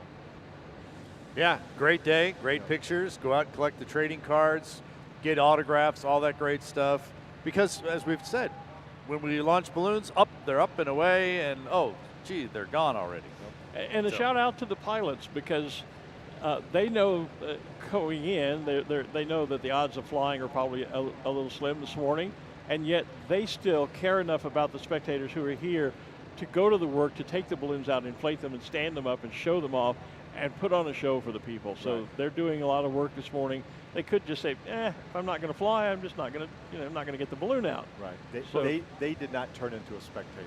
Exactly. They're still doing exactly what they came here to do, and their crews. Yes. Because the pilots themselves cannot put No, these no, balloons it's up. the crew who are doing most of the work this morning anyway. Yes, it is. And by the way, that candlestick with the national anthem this morning and the flyover. That took our breath away. Wow. Yeah, we've never seen anything like that. And you know, because we were still on hold for the free flights, we were able to get more balloons to participate in that all burn. And because the envelopes were not inflated, they were able to hold those burns, and the length of that, and it was an awesome sight from up here, I can tell you. We've already got messages back from the aircraft in the air that it was spectacular from a photograph standpoint. Oh, I bet. We had grid shots from balloon camp from Tristan above as well. Good. Yep. Oh, yeah, it was great. And it warmed us up.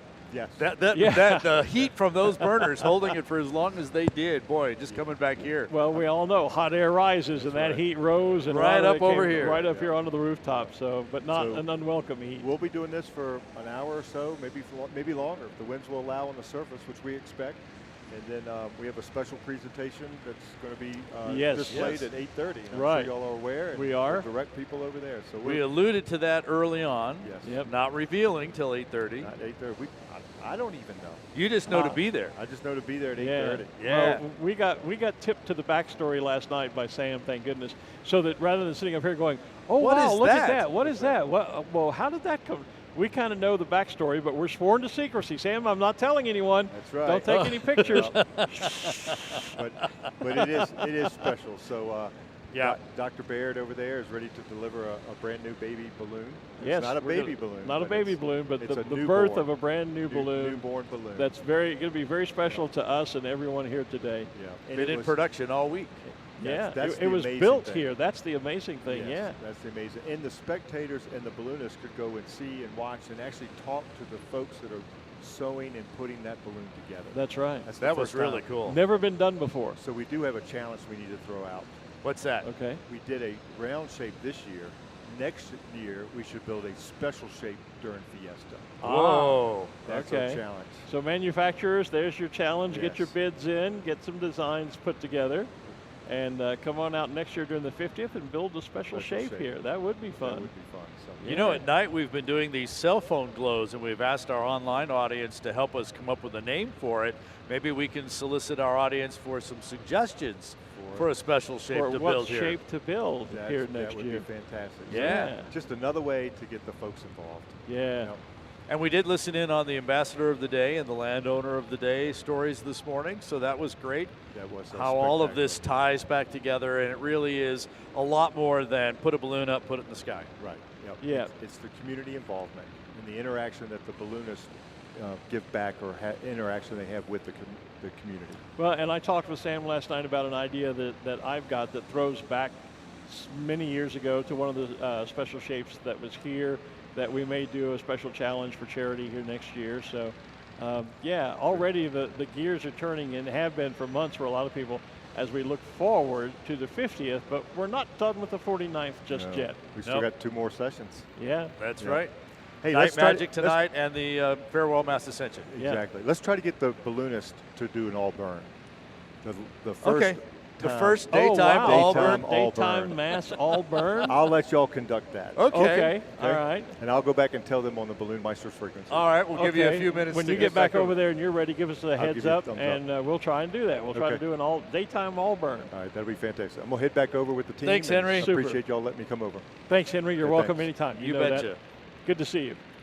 Well, that'll be fun. Yeah, so stay tuned, ladies and gentlemen. We're going to try to do a first ever Mass Ascension daytime all burn at Fiesta. And you can turn on your cell phones, too, if you want to. What the heck? Of course, yeah. That'll be great. So I'm going to move my radio off of the Dawn Patrol frequency and put it on the Balloon Meister frequency so that we can listen for that as well. Okay. Well, and Henry said he would turn around and give us a he would. Up. But we'll pick it up on the radio as well. So we're going to keep the balloons up for a while, he said, as long as the winds allow us to here on the surface. But remember we have a very special presentation, the birth of a very special brand new hot air balloon that was built right here over in the Sid Cutter Pavilion. The sewing team from Cameron Balloons have been here all week building the balloon. And it was curious, because Sam was telling us last night that the sewing team from Cameron, some of their employees have always wanted to come to Fiesta, but they couldn't because they're always working. And so Andy Baird brought the team down here to build this balloon. So I'm wondering, even though they're here, did they get to see any of Fiesta, or have they been in there sewing the whole time? Well, actually, they did get a chance to see some. Did they? Okay. And especially, I think, as the balloon becomes closer to completion, you can't have quite as many sewing machines going. Sure. I think there's 5 over there. Yeah. And as Andy was telling our Ruth Lynn the other day, they start sewing pieces and pieces, and they just keep, it keeps getting bigger and bigger. They pre-cut all the panels and brought it down here in boxes, and then they did all the sewing here. But at some point, it gets to one big piece. Well, yeah, but I was just thinking, if they're sitting in there sewing, what's the difference in sitting in the the Sid Cutter Pavilion sewing and sewing up at the factory in Michigan. And did they ever get to come out and see Fiesta? There's some big garage doors with windows on them. Okay. And I know that they took numerous. I'm just giving my friend Andy Baird a hard time. They got to see it, and of course, every time there was a meeting or a briefing in there, then they kind of had to stop sewing so they could go out and take a watch there. Well, so they kind of got to see a lot, even behind the scenes, as they saw the briefings come in and safety seminars. So they got to see. They got to see some. I just didn't want them to have to come down here and do nothing but work. But all work week. While they're here. Yeah, you could go, but now you got to work weekends we're going to take you to Albuquerque, but you got to sit and work all week long. You can't go out and have any fun. So, but I know Andy would not do that. He's too nice a guy. Yeah.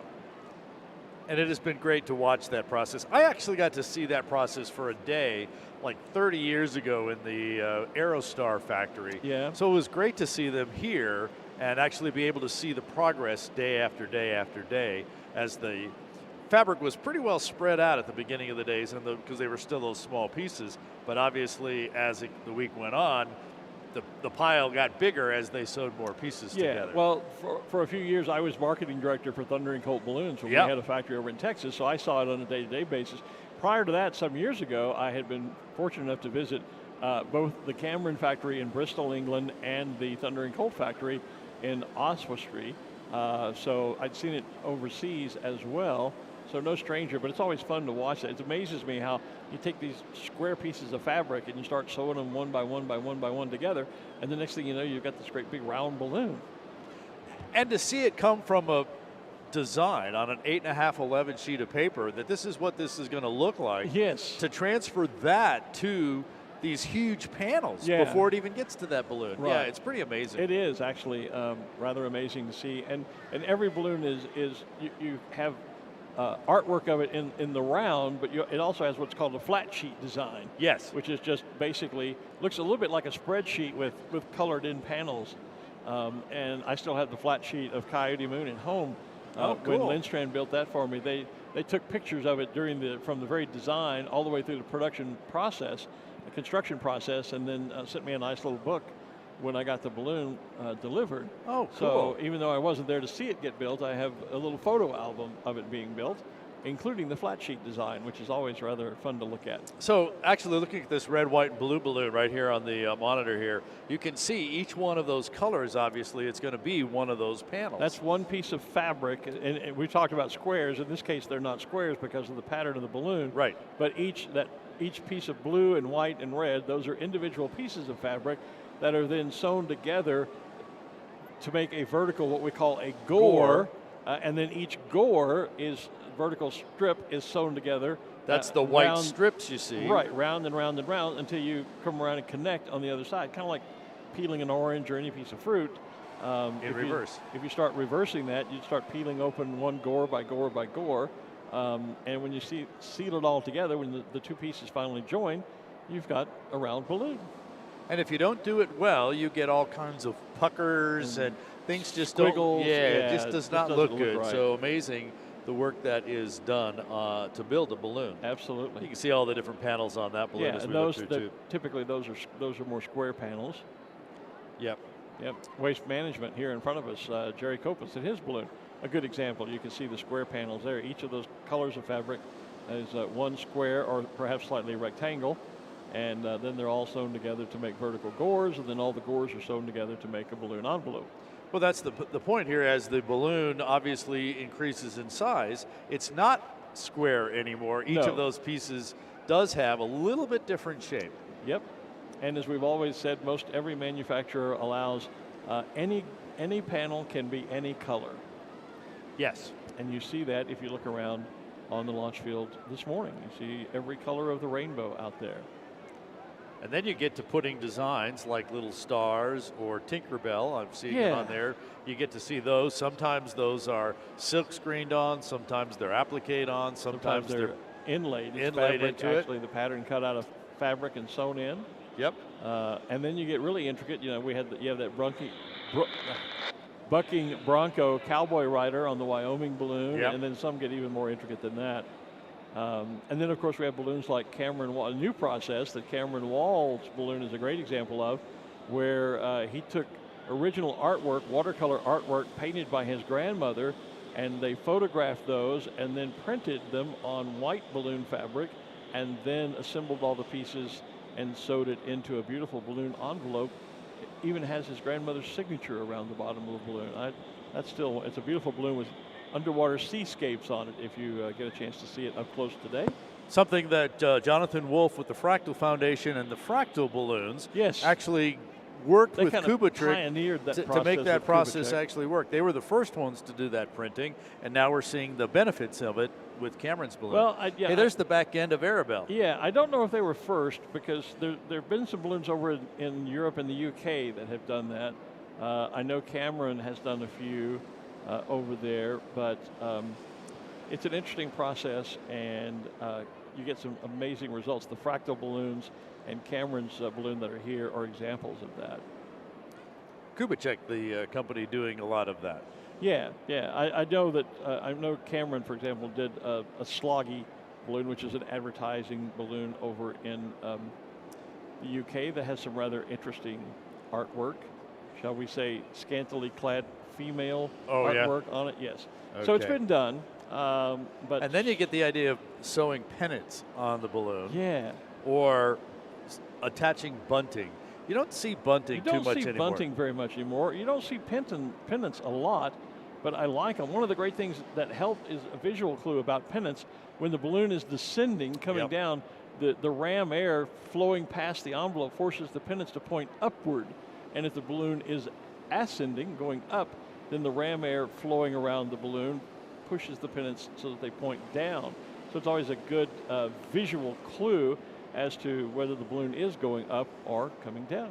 And if you don't have pennants on your balloon, a lot of balloonists will put a flag or some fabric or something out on the crown line so that they can see that same effect without having the extra weight of pennants. Well, you know, packing up balloons with pennants and bunting makes the balloon a whole lot heavier. It does. One of my favorite balloons, my dear friends Kevin and Linda Thompson back in Texas, have the balloon Lone Star. It's a yellow balloon. It has 3 giant Texas flags around the equator. The parachute top is a Texas flag, and then it has 24 Texas flag pennants around it. And so, like at Plano, where you and I have done some announcing, or I have, you keep trying to, whenever I see them, I always ask the crowd, I said, okay, who can tell me how many Texas flags are on that balloon? And because you can see the 3 around the equator, you can count the 24 pennants, so there's 27. The kicker is always, if you don't, like we've been telling people, look up inside the balloon. If you don't look through it and you don't see the parachute top, you don't know that it's 28 is the correct answer. That's not a bingo question, that's just a bit of trivia for you.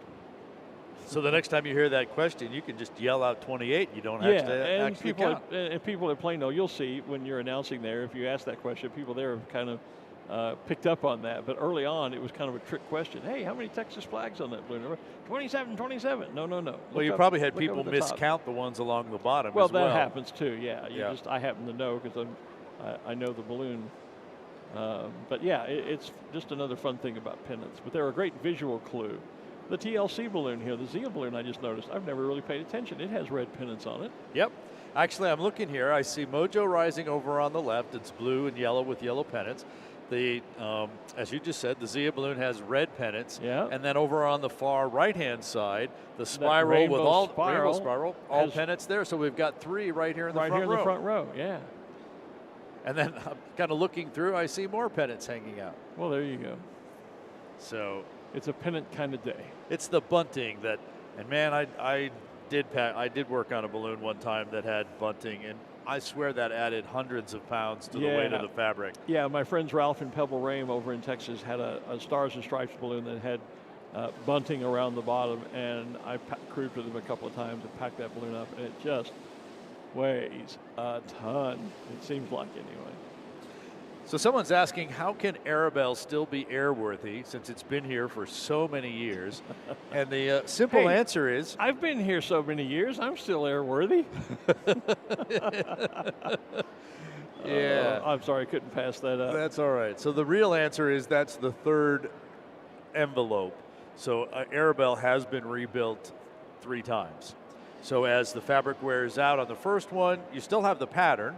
You just build a new one. It's going to look exactly like that. What will happen is, especially with Arabelle, when the new envelope comes out, it just seems a little bit whiter than the one that was here the year before. Yeah. And so kind of a refresh, if you will. And sometimes you don't have to do a total rebuild. A lot of times pilots, the first part of the balloon that will wear out usually is the upper third, upper half, because that's where most of the heat is contained, and it wears out the fabric the quickest. So you will actually see some pilots that will take a balloon at a certain age and they'll have the top third or the top half rebuilt.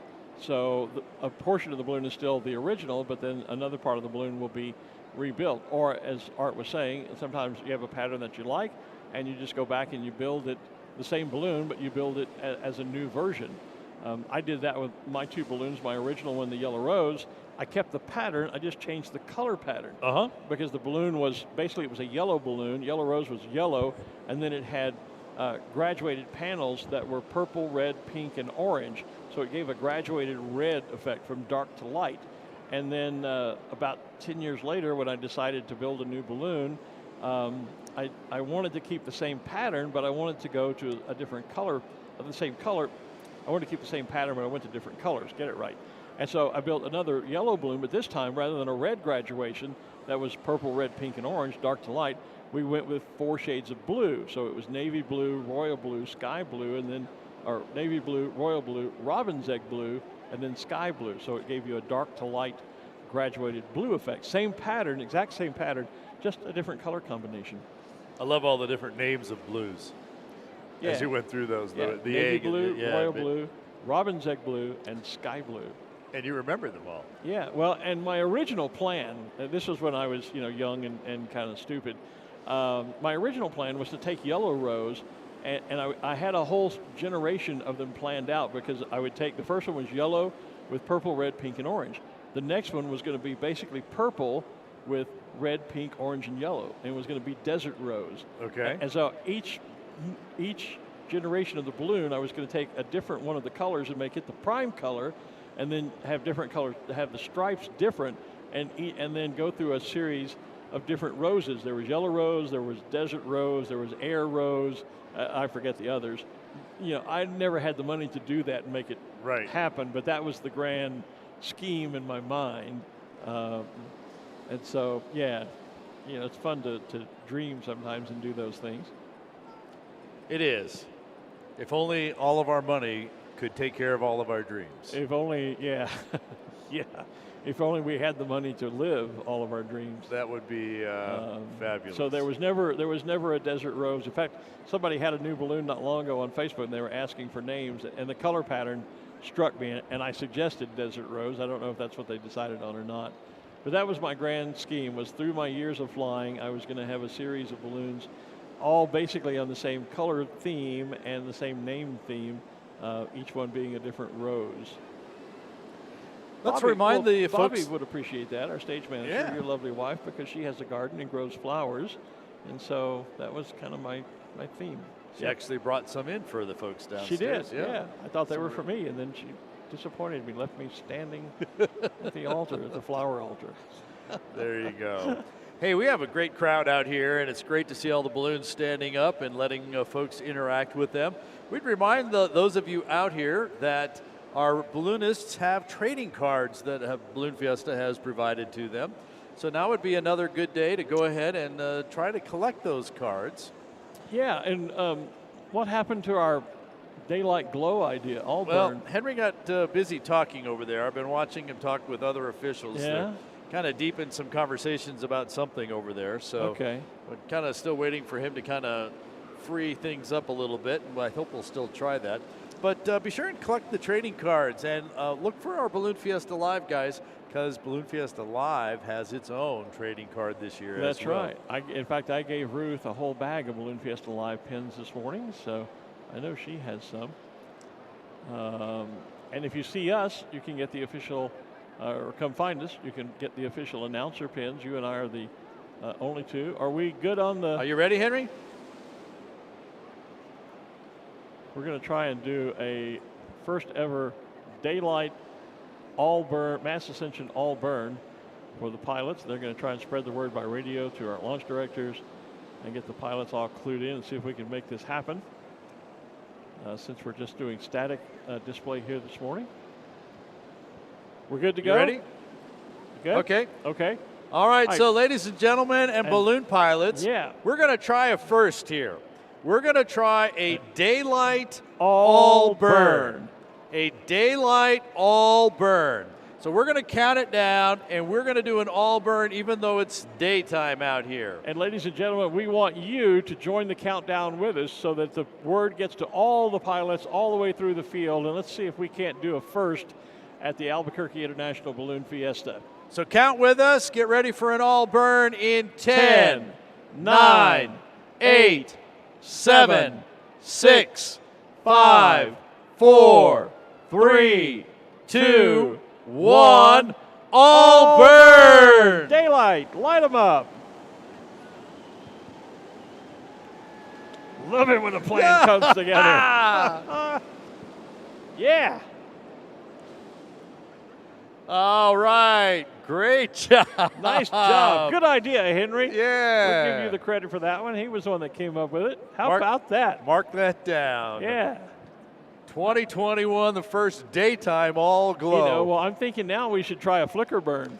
I mean, why not? You know, we got the game going here. Well, see what what happens. Henry? Can we do a flicker burn, do you think? Oh man. Let's try a straight flicker first. Try a flicker first. Then we'll go. Then we'll get crazy. Then we'll get a little inventive. So pilots, you did a great job on that. So we're going to try a flicker burn, a daylight flicker burn here, and let's give it a whirl. In 10, 9, 8, 7, 6, 5, 4, 3, 2, 1, flicker!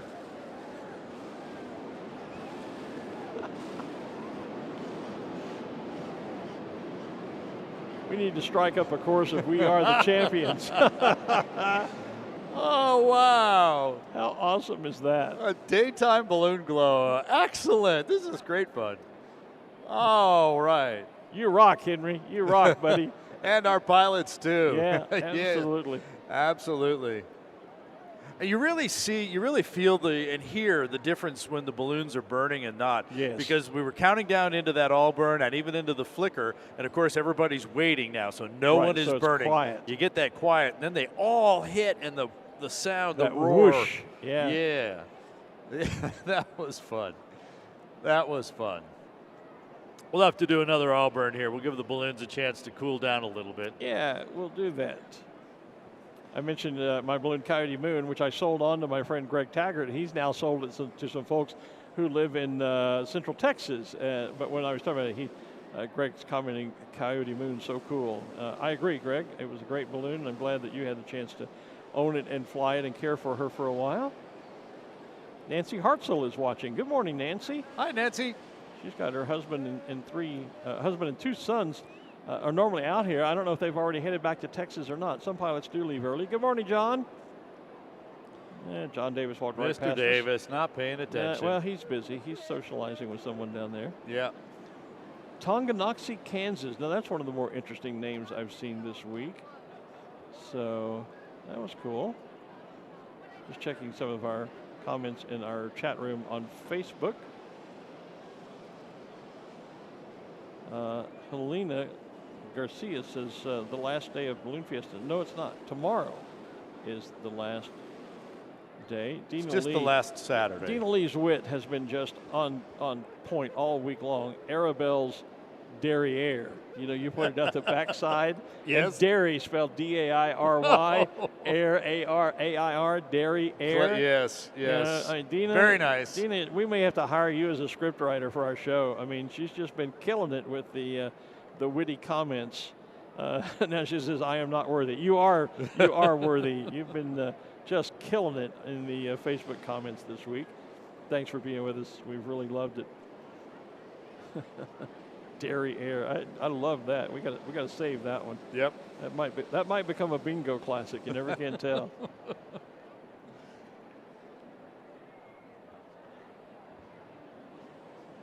What a great day this is turning into. Even though we're not in the sky, we're having a great time here. I think we're all having fun. All the balloons standing up, all the people getting a chance to wander among the field, as I can see out. Folks are indeed spreading out. Another Dina Lee wisdom. She's not old. She's just, wait a minute, the comment just went away. She's just marinated like Glen. I used to like you, Dina, but now you're stretching it. Well, see, you were trying to make too much, giving her too much. I'm just having fun. Just having fun. There was somebody else who was trying to. My screen keeps jumping around. Hey, you know what else is today that I almost forgot about? And that is today is another pin trading day. Oh, yeah? I didn't know that. It's another pin trading day. 11 o'clock on the far northeast corner of the field in the group tours tent. You'll have an opportunity to check out and trade your favorite pin or your least favorite pin to get a favorite pin. So you'll be able to head out there. It's just a great time to see people's pin collections and make those trades, work on your own pin collection. There's some conversation going on in the YouTube chat line about someone who's got 800 balloon pins. That's only a couple of years worth of collecting here at Balloon Fiesta. Yeah. But yes, to be able to pick it up, there is Balloon Fiesta alone produces nearly 100 different pins every single year. There were 89 special shape pins alone this year. Right, and that's not counting the 89 because the 100 that I'm talking about are ones that are either available for sale or are given out to the different groups, like the announcers and Balloon Fiesta Live to do trading with. And then there's those 89 that's almost a separate deal because we work with Plano Pins and our special shape pilots to produce a special shape pin, which turns into a pin board as well as pins available in Plano pins. And the pilots get some as well. Yeah. So like those are unique to the Balloon Fiesta Live ones are only available from us. The special shape ones only available from the pilots or Plano pins. Right. So just touching base with, again, some of our commenters and friends. Ina Vanderkratz from Holland is saying hello. Matt Torgerson, good morning, Matt, from Singapore, checking in today. Mentioned Nancy Hartzell. They must have gone back to Texas, so she's watching from San Angelo back at their home. So sorry we didn't get to say hello, Nancy, but it was fun seeing the family here. And Amber Jones says hello, Michael Glen, and the Hopper. Yep, Michael's out there. Got a great shot of Michael coming in on competition the other day. Yeah, several asking, any chance the balloon's going up? Probably not. We don't know yet because the winds aloft are very, very fast and they're off in a bad direction. So likely what you see this morning is what you're going to get, which is a static display here on the field. We probably will not be flying this morning. But there is something special that we're going to see this morning, and we've been talking about it. Very special. Balloon that was built here in Albuquerque, and we're going to be debuting that balloon here in just a little while. But Ruth has managed to catch up and is ready to give us another little sneak peek, huh, Ruth? Oh my goodness, this is so exciting. The balloon is about to be born. Andy, when she is, are you going to tell us her name? Well, you know, I think that's up to the parents to tell you the name. And maybe it'll take a few days to really figure out what the name of this balloon will be. Speaking of the parents, are they here? Well, I think more will be revealed in a few minutes. Oh my goodness. Andy, and I forgot to introduce you properly, General Manager of Cameron Balloons, who has been building the balloon here in the Sid Cutter Pavilion. What are you going to be looking for when we have this inflation? Well, this is the first inflation of this balloon. As you know, we've been working on it all week. Here we are. It's the second to last day of the 49th Fiesta. We're excited to put it up in a few minutes, and we'll be inspecting everything. I mean, this is the first time we, as the manufacturer, get to see it in one piece. So it's had an indoor inspection. It's had all the checklist items completed. Now we have a couple of pages of items to check outside and make sure all the pieces of the jigsaw puzzle are in the right place. How late was it when you finally finished sewing? Well, it was yesterday afternoon, early afternoon when we were done. So we're right on schedule. It's been a labor of love. We've been working on it all week. The team is tired and excited to see it. That's wonderful. Tell me something, is it unusual for a balloon to be built this quickly? Well, it's pretty unusual. Normally it's on the shop floor for 3 to 5 weeks. So compressing it all into 9 days and doing it right here at Fiesta, it's never been done before, and hopefully everything went okay. So fun. Thank you, Andy. I know you're busy this morning. We'll check back with you in a few minutes. Glenn, Art, back to you. Thanks, Ruth, and thanks, Andy. And yeah, we're all excited. We've been clued into a little bit to the backstory of what's going to be announced and revealed, so we're excited to see that too. Speaking of names, Ruth was asking, and Andy, very politically correct, said it was up to the owners to reveal the name. I got a message. I'm a cat person. Yes. I traveled with Bailey here for years, and Bonnie and Ranger are at home. My very dear friend Andrew Holly is watching again over in the UK. His daughter Roma. And she's watching, and he's telling me they are just back from the cat adoption center, having been on the waiting list. You and Bobby are cat people as well. Yes. And they are just back from the cat adoption center, having been on a waiting list. They have a brand new addition to their little family that is watching too. So they're asking our viewing audience for suggestions for a suitable Fiesta-themed name for their brand new, beautiful, brown, long-haired kitty cat. So there's a new cat in the Holly family over in the UK. Andrew is the gentleman who brings us the penguins and Duma the cheetah and usually Cymbaloo and a lot of other special shapes. And next year, a special shape of their new cat. And so maybe next year, a special shape of their new brown, long-haired cat. You're right. So yeah, if you're I think Andrew's been watching mostly the Facebook feed.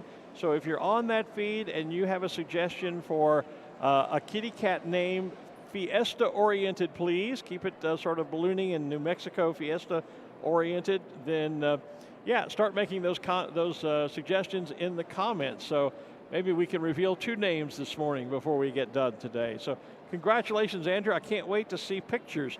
So send us pictures of your new little kitty cat. I'm missing my Bonnie and Ranger, seriously. So congratulations, a new cat adoption. That's always fun.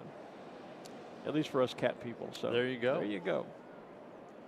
Well, it's exciting for dog people too, just with dogs. Well, for any pet lover, it's always fun when you welcome a new pet into your family. And, and there's the key word. It's into your family. It becomes absolutely. a part of your family.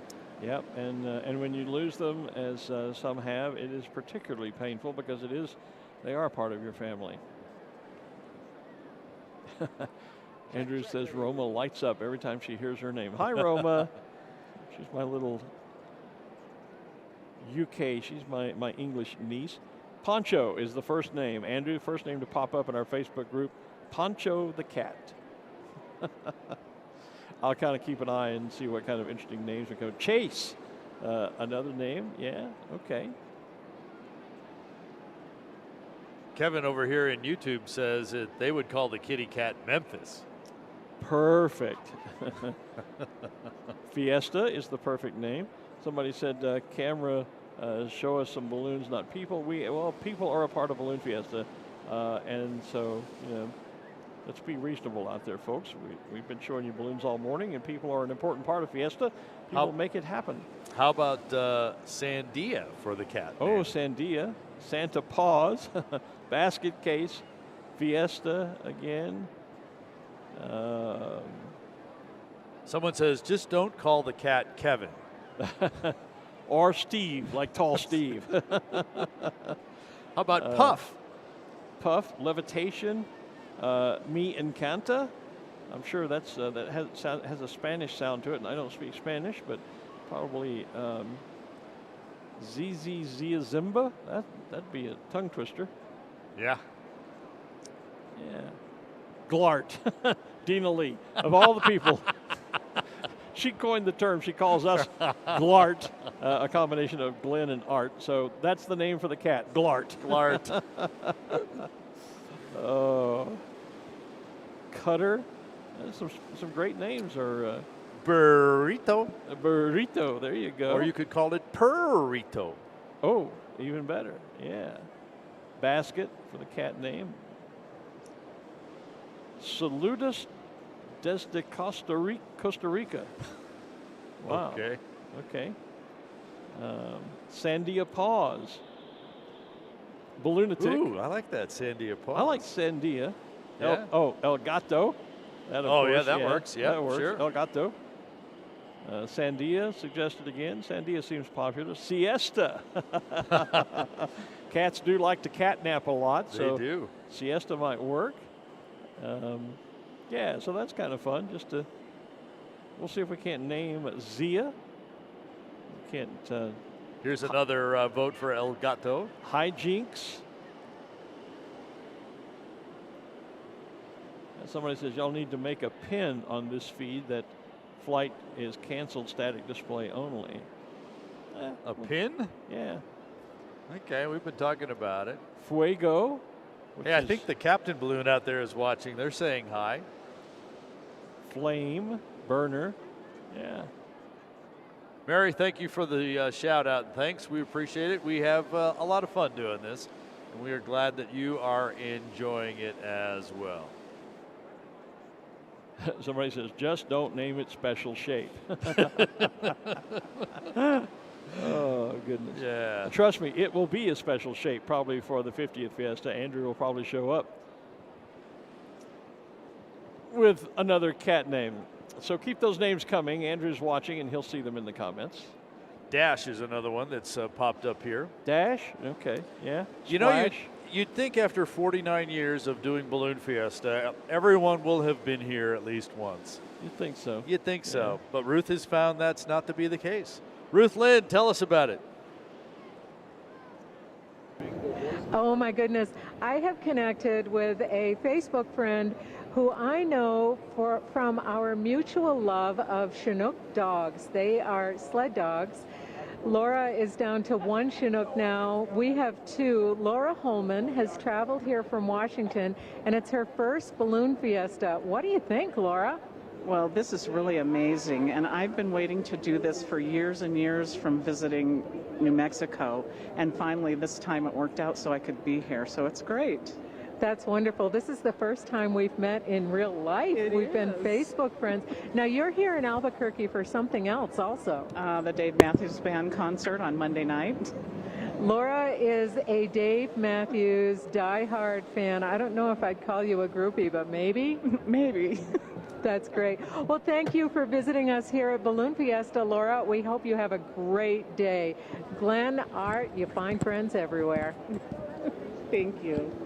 We do indeed, Ruth. We do indeed. And a great segue from Andrew's cat to sled dogs. You can never know what'll turn up here at Balloon Fiesta. Pardon me, I was just climbing out of a couple of layers as it's warming up here this morning. And we're getting closer to that special announcement, about 20 minutes away from the unveil of that brand new balloon. So some of the balloons, especially here in the southeast corner along row 1, beginning to deflate so that we want everyone to have a clear view when we birth our new creation, or ours, I say ours, when Cameron, Andy, and his team unveil their new creation. But it's another Chamber of Commerce day. A little bit of clouds up in the sky, lots of blue sky still, and an absolutely beautiful morning. Many of the balloons, as we can see all around the field, continue to stand up on static display. People continuing to ask on the feed about flying. We're not flying this morning because we have very, very quick winds aloft going in not the best direction. So the decision was made to do a static display only and keep all the balloons on the ground. So we're trying to use all of our different camera views to show you as many of the balloons as we possibly can.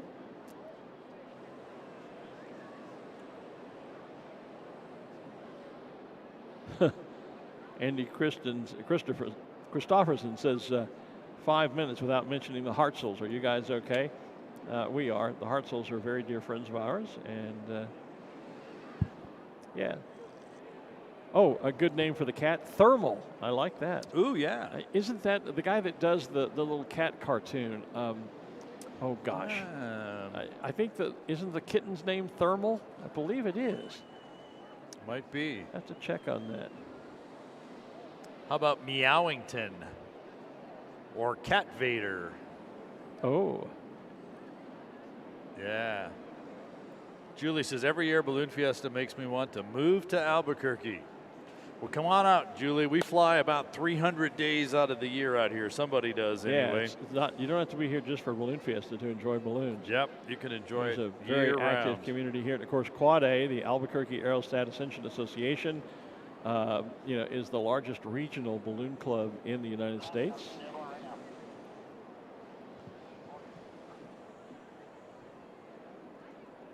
And actually, Quad A is actually moving some of our, because of COVID, we put all of our meetings and that kind of stuff online.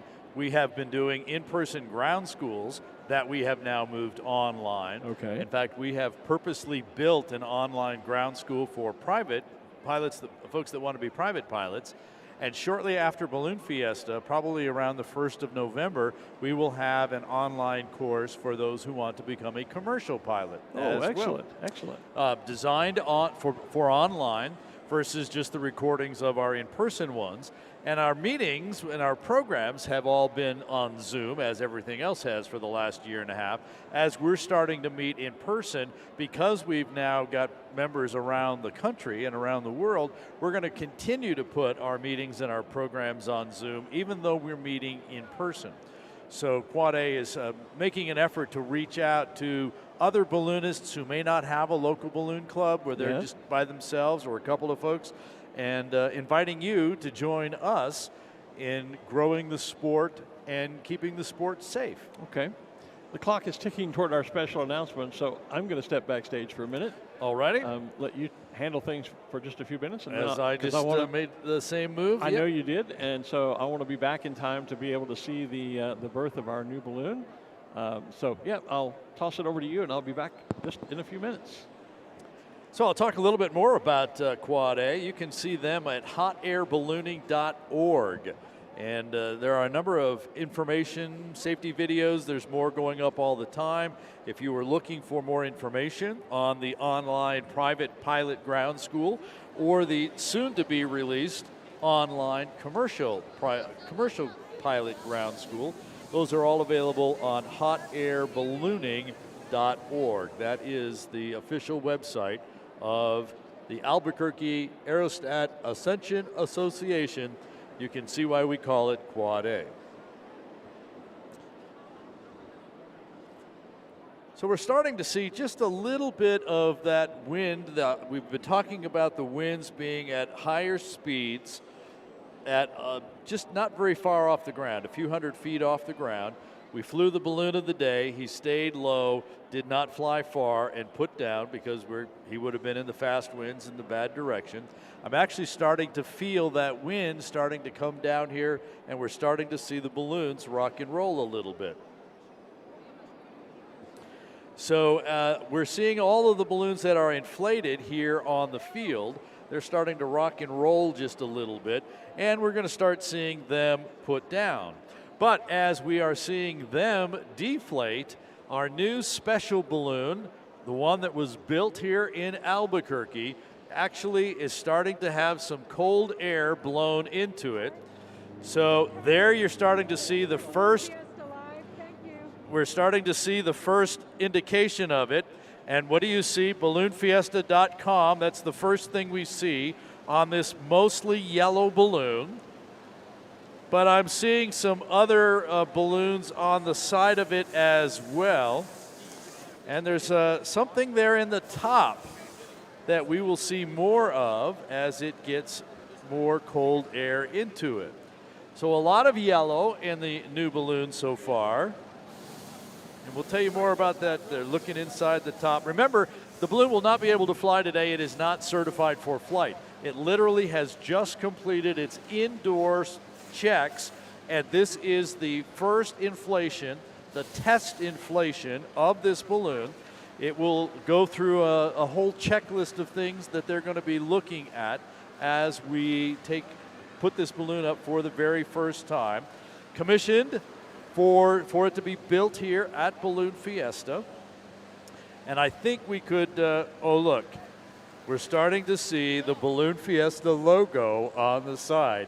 So that reveals to you that this is a Balloon Fiesta balloon, and we're going to see more about it as it comes up. But they're already taking, you see they're taking a look at the seams, checking out some things. That's Sam Parks. He'll be inflating that balloon for us. As we'll continue to watch and see and reveal more of the design of that balloon.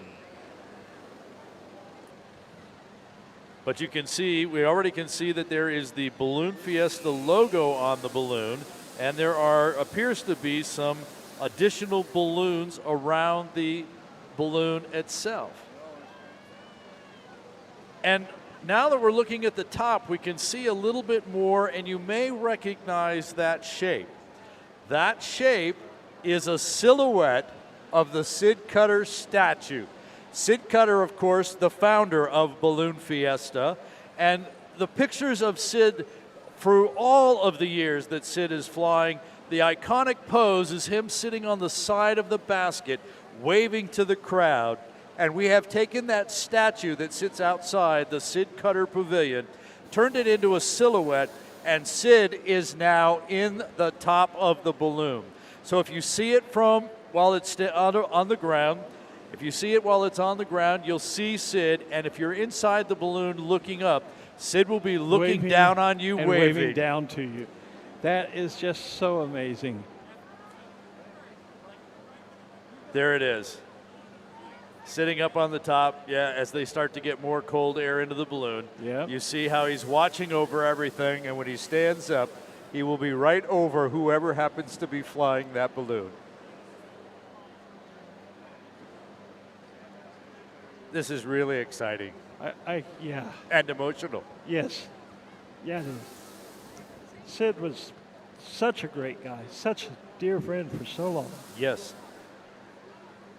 And a real Chamber of Commerce type of guy. He worked with KOB to get things started in 1972, and then along with Tommy Rutherford, they worked to put together an organization, turned out to be Sid's organization, to be able to put on the first World Hot Air Balloon Championships in 1973. Right. And then used his own money to keep ballooning going with balloon rallies in 74, to put on the World Championships in 75. It wasn't until 1976 that a city commission was formed to actually start putting Balloon Fiesta together. And that's when Albuquerque International Balloon Fiesta, Inc. was born, a nonprofit to put that together. Sid was an early commercial balloon operator, and one of his favorite sayings, and that comes to mind every time I think about Sid, was he always said, "I know you can make money in ballooning because I put it there." Yeah. Or the variation, how to make $1 million? Yeah. Yeah, start with $2 million. Start with $2 million. Sid devoted his life to ballooning and Balloon Fiesta, along with his wife, Jewel Cutter, who is out, I understand she is over there by the balloon as well. I hope she is. I haven't got a chance to see Jewel. I understand she was down by the boat on Sid Cutter Memorial Day Monday. She was. I got a chance to say hi to her yesterday here. Greg, our PA, was saying what a wonderful person she was. He got to meet her. And, yeah, she's a very dear, dear person. And I've not had a chance to say hello to her. I may miss her at the awards brunch since I won't be with you there. But, Jewel, we're thinking about you, my friend. Love you.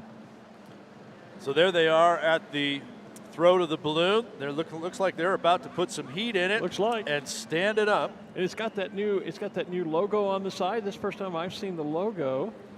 We haven't gotten a great shot of it yet, but we're about to. We're about to unveil the 50th logo. So this will be the logo for our 50th event, which of course will be next year. That's right. It also says Albuquerque International Balloon Fiesta on the bottom. And it has other balloons around it. Have you discussed the significance of those balloons yet? I have not talked about those yet. We've kind of seen them. I was going to wait till we can kind of see more of them. Okay, that's all right. But there it is, Albuquerque International Balloon Fiesta. You just see the bottom of the 50th logo. Right. And of course, I'm a huge fan of yellow and blue. Those were the colors of my balloon, Coyote Moon, and so I love the color pattern. I said that the other day when we just saw a little bit of it on the floor as they were sewing it together. We could see yellows and blues. So I think the color pattern is just perfect. It's just gorgeous. Well, the Fiesta balloon is yellow. It is. And Ray Bear flew that this week, very successfully in competition, I might add. Well, it's a little odd, isn't it, that I thought usually a different director flew the balloon every day. So this year Ray got to fly it all week long? I'm not sure what the deal was, is that more of the directors are having their own balloons now and doing some of those. Yeah. So the idea of, look at all the folks. Yeah. Yeah. And the crowd, you can see the whole crowd moving like that. That appears to be the board of directors. That's Sam Parks right there, isn't it? With his back to us, was that Sam? Oh, is that the board getting a picture taken? That's the board. Yep, there goes Sam right there. Goes Sam right down in front. Yes. There's Jewel Cutter. Yep. And Ray Bear next to Jewel. What a picture that is. Yep. Jim Garcia's in there. I see Ray and Ray Bear, and then there's Rod May. I see John Cena in there. Mark Sullivan, Dr. Tom McConnell, Harry Seasons, President of the Board of Directors, Matt Guthrie. Wow, what a proud moment for them. Yeah. Well done to the Board of Directors to even think about this and fund this after a couple of difficult years financially when we've been off with Fiesta.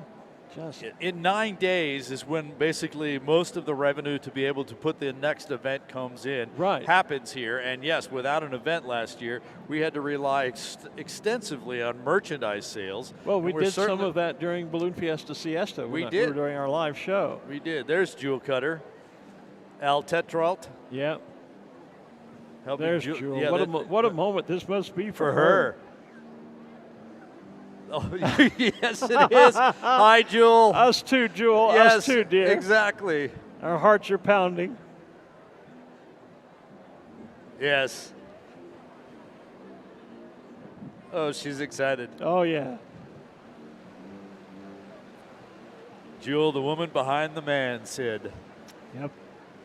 Behind every man there is a successful woman, of course. Or a successful man, there's a, however that goes. Yep. Jewel certainly is that. What a wonderful couple they were.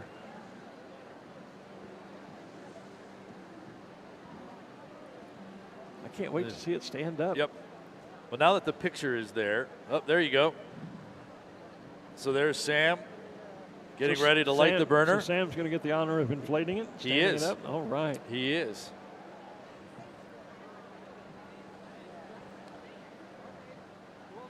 I think Sam told us last night, this actually was his idea, wasn't it? Didn't he pitch this concept to the board? He did. There's been multiple ideas that have floated around for years, but Sam was the driving force, I think, in running this through the board and actually making it come to fruition. Don't burn it, Sam. Yeah. Oh, I can't wait to see this. It's coming up. Here it is. A little bit of heat. And there you see, look at that. There's that logo. Balloon Fiesta 50. So to celebrate and mark the 50th anniversary and the 50th event of the Albuquerque International Balloon Fiesta. This kicks off a year-long celebration leading up to this time next year when we will gather here for the 50th Albuquerque International Balloon Fiesta. And I think now that you see it standing up, see all the smaller balloons around it? Those are the balloons of the 13 original pilots who flew at the first Fiesta. You were key in finding photographs so that we could replicate the correct color patterns to honor the 13 original pilots who flew for that first time. No one ever thought, could ever imagine that this would happen. For as long as it has, for almost 50 years. Yeah. And yes, so those 13, and you start to see some of them on the side of the logo there. Right. I wish I could identify each one of those, but I didn't bring my sheet with me to tell you what each one of those are. But there were 21 balloons that were supposed to be here due to shipping and weather and those kinds of things. 13 of them actually got here. They have been reproduced on the side of our brand new Albuquerque International Balloon Fiesta Balloon, celebrating 50 years of ballooning in Albuquerque. And there, when you look up inside the basket, is the silhouette of Sid Cutter waving down on the crowd, watching over us and continuing to inspire us to new heights. And Andy Baird, it looks like the jigsaw puzzle went together just perfectly. Just perfectly. A couple of those balloons, I know one of them was, two of them were my dear friends, Bill Murtaugh Matt Wiedeker were a couple of the original 13 pilots. I don't have the list in front of me. I'm just. You know what? I have access to it. Let me pull it up. All right, go ahead. I just got so carried away in the new balloon. No, I agree. I just thought we would, because we should, if we have the chance, we should mention who those 13 original guys are. Not sure how many, if any of them, are still with us, unfortunately. I know Bill and Matt. Matt passed away just last year. Bill Murtaugh some years ago, and I think all right, wasn't Dean Stockwell? Wasn't? I got it. Got my list here. The list? Okay. Yeah, like I said, I was just carried away with other things here. That's okay. We're all kind of carried away right now. We are. So there was a red, white, and blue balloon, which was flown by Bill Cutter. That was Sid's brother. Right. There is another one that is red, white, and blue that has gold across the top. That was Gene Dennis. There was a red, white, and blue. Did you see a pattern here? See a pattern happening, yes. With blue bunting going around. That was Dennis Floden. Denny was, of course, the first world champion. He won that title here in Albuquerque. A red, white, and blue one without the bunting and other pieces around it by Carl Steffen. Oh, yes, Carl, yeah. Sid himself flew a balloon that was vertical stripes, alternating white and orange and green. The white was every other one, and then white and green. So that's the one that Sid flew. And Denny Floden, by the way, is still with us. We just had a big anniversary celebration of the U.S. Nationals up in Indianola, Iowa, and Denny was there. Don Picard flew the one that had red and white horizontal stripes with blue vertical panels alternating. And we lost Don just, a year ago, I believe? Yes, they're about there. About that. Don Kirsten flew one that was a very light color with just kind of a dark set of bands going around. Don was one of the early founders and possibly the first president of the Balloon Federation of America. I should know that history, but he certainly was one of the early presidents of the BFA. Wilma Picard flew a multicolored horizontal pattern that was pretty bulbous. It was actually a Picard balloon because they were making their own at the time, yes. So Don and Wilma, husband and wife. We also had Brent Stockwell. I'm sorry, I mispronounced his name. With mostly red and dark colors. And Brent passed away, sadly, out in California just not long ago. Bill Murtaugh's was red with slivers of blue going around the balloon horizontally. Matt Whitaker, who you mentioned, was a blue and white checkerboard type balloon. Carter Tweet had the yellow balloon with a red equator and white stars in the equator. And Oscar Krantz had a checkerboard of blue and white at the bottom, red and white at the top. So those are the balloons that are on the side of our brand new Balloon Fiesta 50th balloon that has had its very first inflation just moments ago here at the Albuquerque International Balloon Fiesta. We are excited to be able to, after it finishes its final certification, start flying this balloon around the country, possibly around the world, to let everyone know that we are celebrating 50 years of ballooning here at the Albuquerque International Balloon Fiesta. Just looking at some of the comments in our Facebook chat room, the new 50th balloon is stunning. The Sid balloon is a human miracle.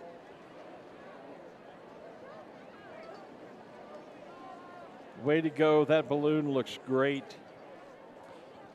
Yeah, and as we continue to see around the side, you'll get to see those balloons that I described for you. That's just incredible, awesome, wow, awesome capture of the AIBF history in the new hot air balloon. Obviously, love the new Fiesta balloon. Cameron balloons, you got a hit on your hands, guys. Well done. Eric Gordon says that is so awesome. It is. It is. On to the 50th, says Daniel Sasser. So this would be a great time to tell folks that not only now that we have officially unveiled the logo for the 50th event, You can see that logo throughout the 2020 calendar, but it also means that the 2020 bumper stickers are now out. I happen to have one here on the set, and so it is the 50th logo with the Albuquerque International Balloon Fiesta and the dates, October 1 through 9, 2022. And right in the center, the World Balloon. The World Balloon was Sid Cutter's. He didn't have it for the first event, but he built a balloon corporation that sponsored those races. World Balloon turned it into a full-blown balloon company with rides, corporate contracts, everything you'd want to do. So the World Balloon, kind of the signature balloon of Sid Cutter. So we are honored to have him on our bumper sticker.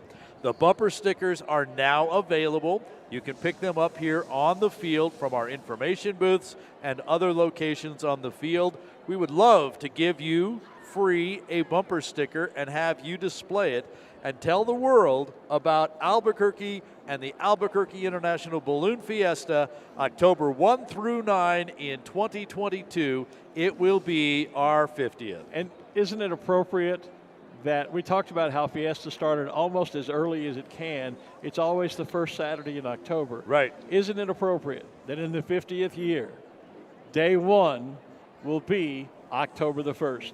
It will. We've been talking about Jewel Cutter and Sid Cutter, and Ruth has managed to catch up with Jewel. Oh, outstanding. Ruth, take it away. Yep, I'm here with Jewel Cutter. Jewel, I saw your little jump of joy. Oh my gosh, this was a total surprise to me, and I am so happy and so pleased that everybody remembers him and remembers the happiness that this Fiesta and the balloons bring to all of us. There's nothing like the camaraderie that we have and we share on this field, and it means so much to me, and it means so much to all of us. And Sid would be so proud and so pleased to know that he's going to be able to fly and share the 50th with all of us. We love you, Jewel, and we're so happy. I love all of you so much. Okay, you're welcome. I think we need to let Jewel go now. A lot of people need to talk to her. I'm sure they do. Back to you guys. Thanks, Ruth. And I'd be lying, Jewel, if I didn't tell you we've shed a tear or two up here as well. You betcha. I guess I was so caught up in there, I was actually not saying 2022 bumper stickers. Yeah, but it is, yes. It is the 2020. It is the 22 bumper stickers. Excuse me. You all knew what I meant. Yeah. You all knew what I meant. So, yeah. Wow. And, you know, it is a tradition for us to unveil the new bumper sticker for the next year. So here in 2020, we revealed the 2021, those types of things. So this being 21, we reveal 2022. We just have a very special extra bonus in that we are revealing the Balloon Fiesta 50 balloon. No official name yet that I know about, but we will certainly be having one, I'm sure, soon, and we hope that you will enjoy seeing this in the sky in the weeks and months to come. Again, it will not fly today. This is its very first test inflation. It has to go through a number of checks and certifications before it is declared airworthy and gets its airworthiness certificate. And then, of course, it has to go through registration with the FAA and things like that. So it will be a little bit of time before it is actually able to be in the air. But considering that it was built in the last 9 days here at Balloon Fiesta to kick off our 50th anniversary, our 50th year of ballooning in Albuquerque. Well, I'm sure there will be a number, if it already doesn't have a name, there will be a number of very grandiose, celebratory, majestic names suggested. But I'm just going to throw this out there. Let's just name it Sid. Wow. Yep. I could cast my vote for that. Yeah. Kratz and Carter Tweed. They will fly with this balloon in honor of their place with Balloon Fiesta on the very first event. And just thank you to the city and the state for standing with us for 50 years. Can't believe it's 50 years. And what a great event this is. Also, thank you to Cameron Balloons and their hard work for building this balloon right here in the Sid Cutter Pilots Pavilion over the last week. They worked tirelessly on it, and wow, what an example of great crowd. Thank you all. Behind me is the rest of the board of directors, and we thank you all for your support. That's the president of the board of directors, Matt Guthrie. He's down there with the media, obviously. And explaining he was, we caught just the tail end as he was rattling off the 13. Identifying the original 13 whose balloons are on that balloon. And so they will continue to fly with us into the second half century. You bet, you bet.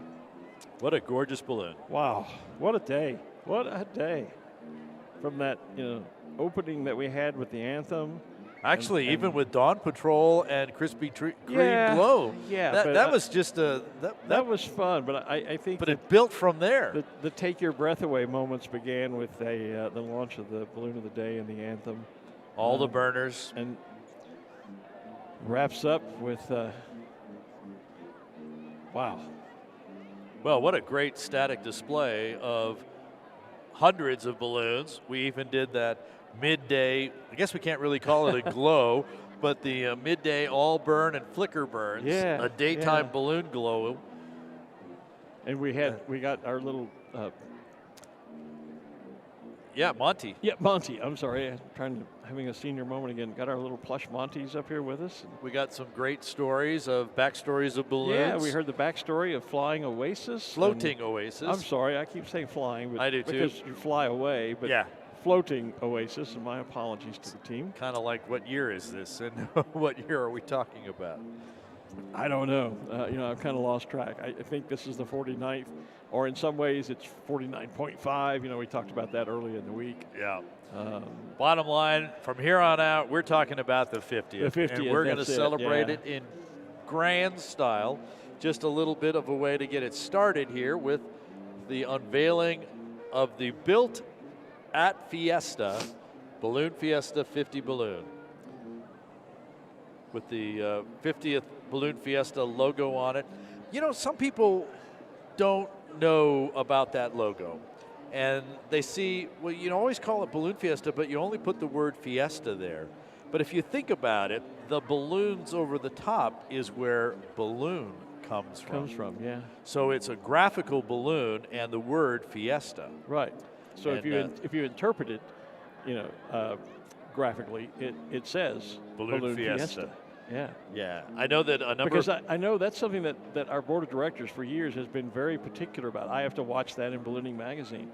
They don't like it when someone just says Fiesta. Fiesta refers to the event as Fiesta. There are all kinds of Fiestas. Right. But this is the Balloon Fiesta. And so they always like balloon to be in there. So it is a little unusual that the logo doesn't have it, but when you interpret the logo into language, it does in fact say Balloon Fiesta. We have a few different logos that we use as the corporation and as Balloon Fiesta, but I have to admit, there were years that went by that I saw that logo and I never made that connection. So I passed that along, and now there it is, Balloon Fiesta with the 50. And we see some of the smaller balloons. I love how the 0 in 50 is stylized as a balloon. Yeah. We went through many, many, many incarnations of that logo before we arrived at this one. Anyone who's ever done any design work, and I've designed a few logos for friends and companies, and anyone who does any work like that, you always go through many, many, many variations until you find, it's a little bit like designing your own balloon. You can sit down and you start trying to come up with what colors do you want it to be, and then what color pattern do you want. And I remember when I designed Yellow Rose, my first balloon, you had those, back in those days, we didn't have designs, you didn't have computerized design. Where you could easily change them. Right, you had check them out. Had coloring sheets. And so you took coloring pencils or markers and you colored them, and somebody gave me the suggestion that when you finish a design, stick it up on the wall across the room and put them all up there. And then you would sit back and look and go, okay, nope, it's not that one. Nope, it's not that one. And you start process of elimination until you come up with, you finally settle, that's the one. And that's kind of how you do on a logo design like this. You go through various variations. Is the zero just a straight zero? Is it a balloon shape? Is the 5, what type style do you use? Oh, All yeah. of those questions come into play. Does it complement the existing logo, since it's going to be a part of that? That's going to be an element in it. A lot of things come into play as a graphic designer, and hats off to everybody involved. That is just such a gorgeous balloon. I love that it's kept the yellow color of the current Fiesta balloon, and yet it's almost like it's being ripped open, and the Chamber of Commerce blue sky that we enjoy so much here is kind of coming right out of the balloon. Well, look what's inflating right next to it. Yeah. Our current balloon, the current Fiesta balloon. Great photo opportunity for everybody down there. Hopefully the official photographers are all over this, because I'll be wanting pictures of this, of course, for the magazine. Yeah, just a special day. Still a few balloons inflated and continuing to static display out on the launch field. Ken Drawn is out there with his balloon, the yellow racer with the red and blue interlocking diamonds. The POW MIA balloon is still standing, honoring our American servicemen and women who are still either missing in action or in some cases being held prisoner. The timepiece balloon, Gary Moore out there. I always call that the Pink Floyd balloon, because the section of the envelope is very reminiscent of a famous Pink Floyd album, from those of us old enough to remember vinyl back in the day. It's coming back, though. It is, yeah. Vinyl is making a return. In fact, the Eagles are just releasing a limited number of re-releasing a limited number of all of their albums. So there are vinyl collectors out there, and there is some return to vinyl instead of streaming music. I was just thinking the brand new Fiesta 50 balloon is, I think, the 4th actually in a series of Balloon Fiesta balloons. Well, I was about to say the original, what we were calling the original that's inflating beside it now, it's not, that's the current one, but it's not the original. Wasn't there a red one? The first one that I remember still had the yellow pattern. It had a lot of red design in it. Maybe that was it. And it's actually been rebuilt. It was here in 2019 flying, and it has been rebuilt, and that's what we saw in 19. That was it was actually kind of an early racer shape. It was a design that some balloonists were working on to see if they could make things more aerodynamic, and we've ended up with the racers. And then there was a more regular shaped Fiesta balloon that had more white at the top and the bottom. I think Dr. Steve Comodina actually owns that one now. And you're right, the one that's inflating now on the field is the current one. That's the one Ray Bear flew out throughout the competition this week that we saw in the air. And you'll see it's basically yellow with the Balloon Fiesta logo on it. And it just says balloonfiesta.com on it. Now our 50th balloon does put the Albuquerque International Balloon Fiesta on it, and balloonfiesta.com, as well as the new 50th logo for Balloon Fiesta and the recognition of the first original 13 balloons that got us all started back in 1972. Yeah, we talk about the original 13. We talk about in the space program, there were the Mercury astronauts, the original Mercury 7. And as a form of aviation, we have our original 13. And I think it's entirely appropriate that the Fiesta has decided to honor those pilots by putting the replica of their balloons on this 50th anniversary balloon. I think that's brilliant. It is just stunning. It is. Yep. It's going to be a great photo when the other one stands up there Yeah. to have the two. Well, it would have been great to get the other two here as well. Well, yeah. I'm sure that photo could probably be arranged at some point, working probably our way will. up to the event next year. Well, we have a year. Yeah. Well, 360 days? Something like that. Because we're already on the 8th, and it starts on the 1st. I'm just hoping some of your official photographers are down there capturing some great images. I believe they are. I would certainly think they would be. I thought I tipped them off to that, but maybe not. Well, by now, if they're any good as a photographer, they certainly aren't missing a moment to be over there and capture that. Yeah. So, because again, I haven't taken hardly a single photograph up here this year. That's a little odd. I took a few the other morning when Dawn Patrol was so exciting. Hey, balloonists pass on. they get old like everybody else. They pass on.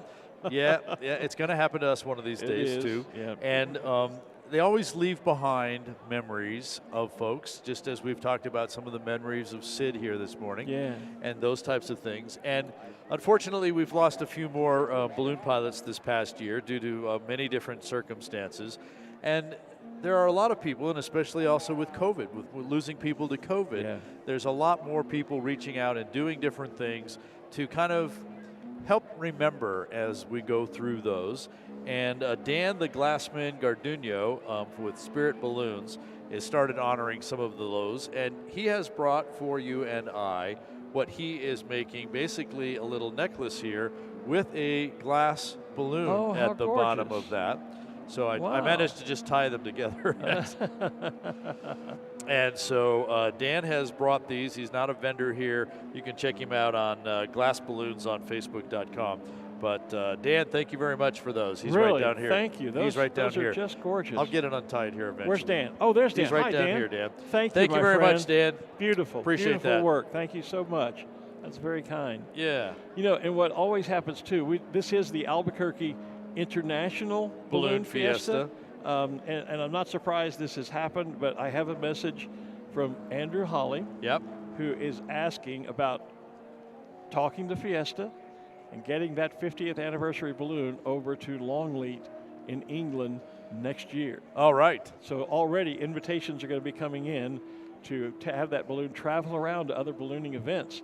I'm sure Longleat may be the first. I think they probably are, but they certainly won't be the last. Right. At least the first to get the invite in. There'll be balloon rallies between now and then. Yes, absolutely. Longleat happens in September. It'd be the month prior to our 50th anniversary. So don't know what travel plans are in mind for that balloon, but kind of hard to make them when you're keeping it a secret. Well, that's true. But now they'll happen. But Sam Parks, and Sam has been over to Longleat. He's been over there and flown with us. So Sam, just know that Andrew has already extended an invitation to have the 50th Balloon Fiesta taken over and flown at the beautiful event at Longleat at Sky Safari to help promote the 50th Fiesta over in merry old England in the UK. So we look forward to seeing that fly around the country and showing up in pictures everywhere with all the other balloons and balloon rallies that are taking place. Oh yeah, you just pull to extend this. I got a big head, so I'm going to extend. This is a gorgeous necklace. Yep, nice work by Dan Garduno. The craftsmanship on the balloon is just stunning. That's gorgeous. I got so much on my head. I don't know that I can. I'll have to. And be careful of getting it in the microphone cord. Yeah, I was going to say, I'm going to get it on one way or the other. Yeah. Boy, we are certainly glad that you are here to witness this unveiling of the 50th Balloon Fiesta Balloon. And glad to bring it to you as well online so that you can all get excited and join in our celebration, the beginning of our year-long celebration leading up to the 50th Albuquerque International Balloon Fiesta. I got it on. See? Very good. Yes, you did. See? There yes, it is. you did. There it is. Right around my neck where it belongs. Yep. Along with about 17 other lanyards and badges and cords and stuff. So there are some comments in our YouTube chat room here about wanting to learn more about the history of Balloon Fiesta. I would surely a lot of that is online. Well, I'm kind of trying to think of exactly where to point you to. There's a few pages of text on our Balloon Fiesta website, balloonfiesta.com. If you were, though, to head over to the volunteer or navigator page. It's under behind the scenes. It's part of the navigator training series that we do. It's a video series to help our navigators understand not only ballooning, but Balloon Fiesta, as well as customer service and what's going on here at the park, etc. I have put together 2 videos. One is the history of ballooning, which basically takes you from 1783, when the first hot air balloon was basically invented by the Montgolfier brothers. And it takes you all the way up till what we refer to as the birthday party. Yeah. The idea of Sid Cutter bringing a balloon to literally his airplane hangar, because they ran I've seen pictures of that with the balloon inflated in the hangar there. And even the story behind that is that they were going to do this World War I theme for this party for their other aviation customers. Right.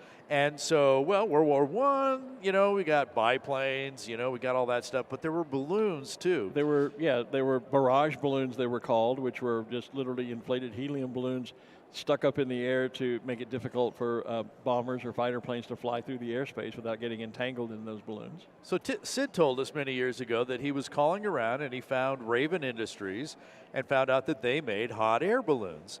And he said, I'd like to have a hot air balloon out here. And they said, well, we've only got one, and it's kind of a golden one, golden in color. He said, well, I really want a red, white, and blue balloon. And they said, well, we can make you one, but the time was so short that what they did is they shipped the basket, the gondola, over back to Albuquerque. They could get that here in time, and they rush built an envelope that Sid flew his plane back to South Dakota, packed up the envelope, and got here the night before the party, and then they did inflate it in the party.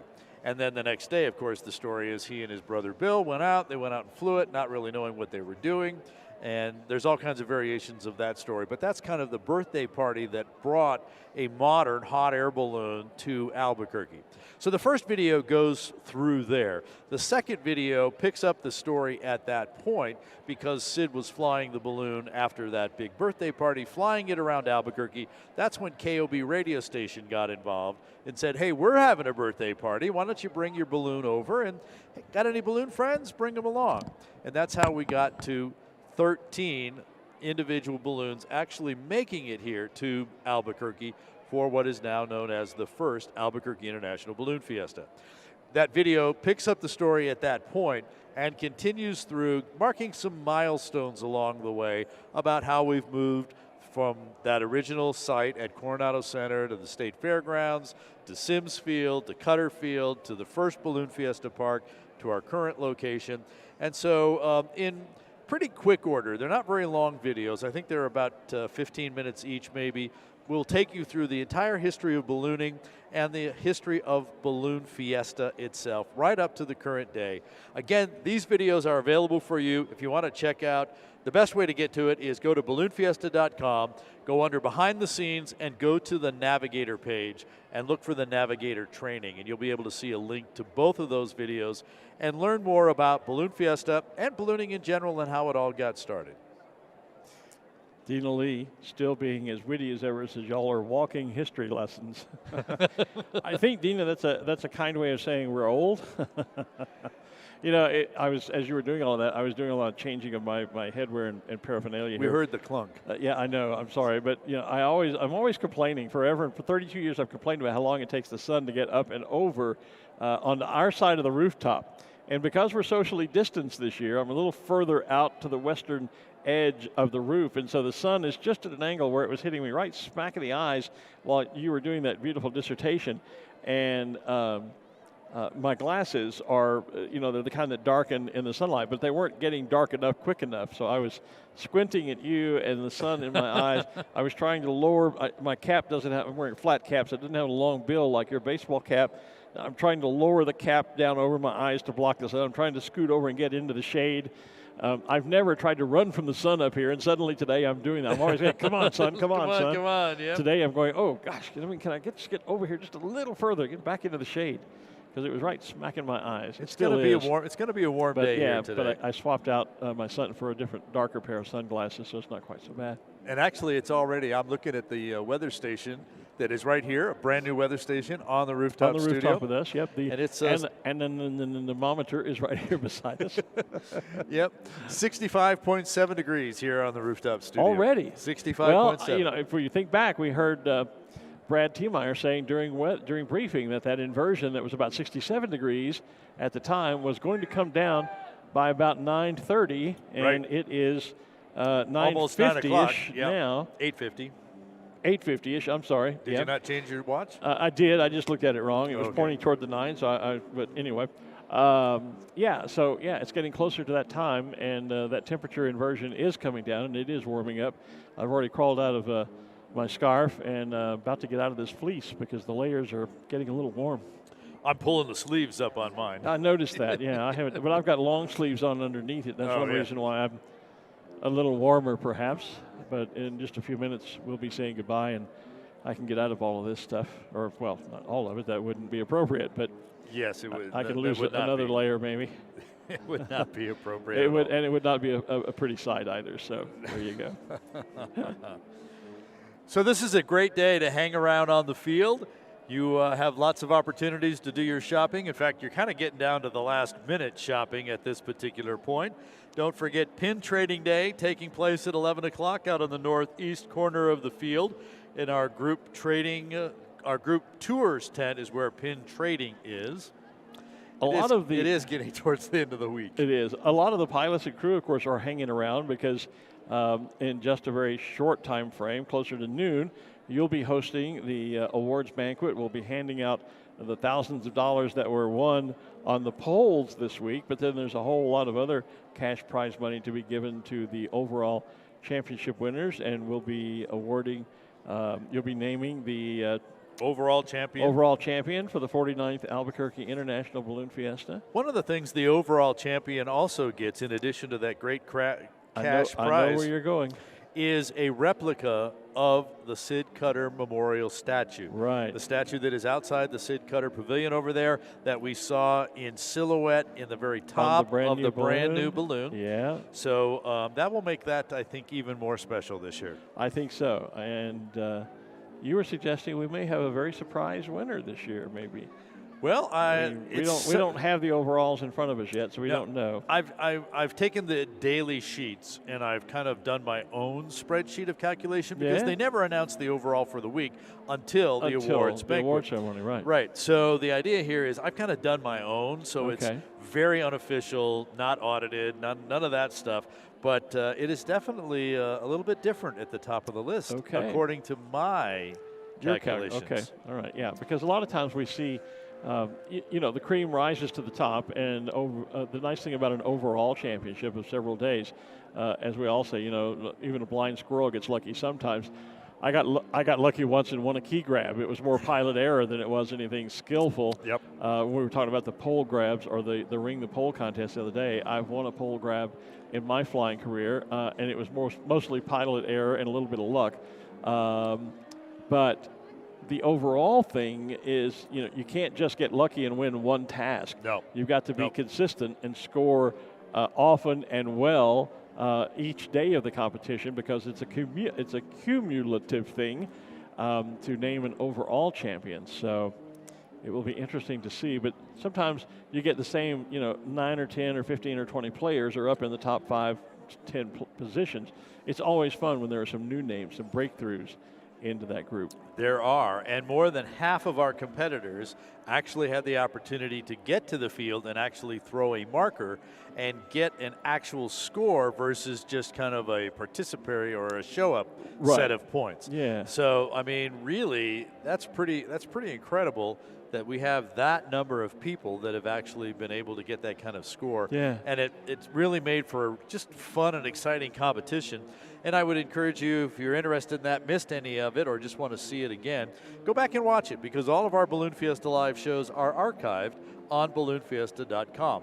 We're putting a whole lot more stuff on our website these days. Well, that's what websites are for. And That's more and more right. the world is moving to the internet. I mean, today's generation, they don't know how to research. They just use Google. When I grew up, we had a set of Britannica encyclopedias.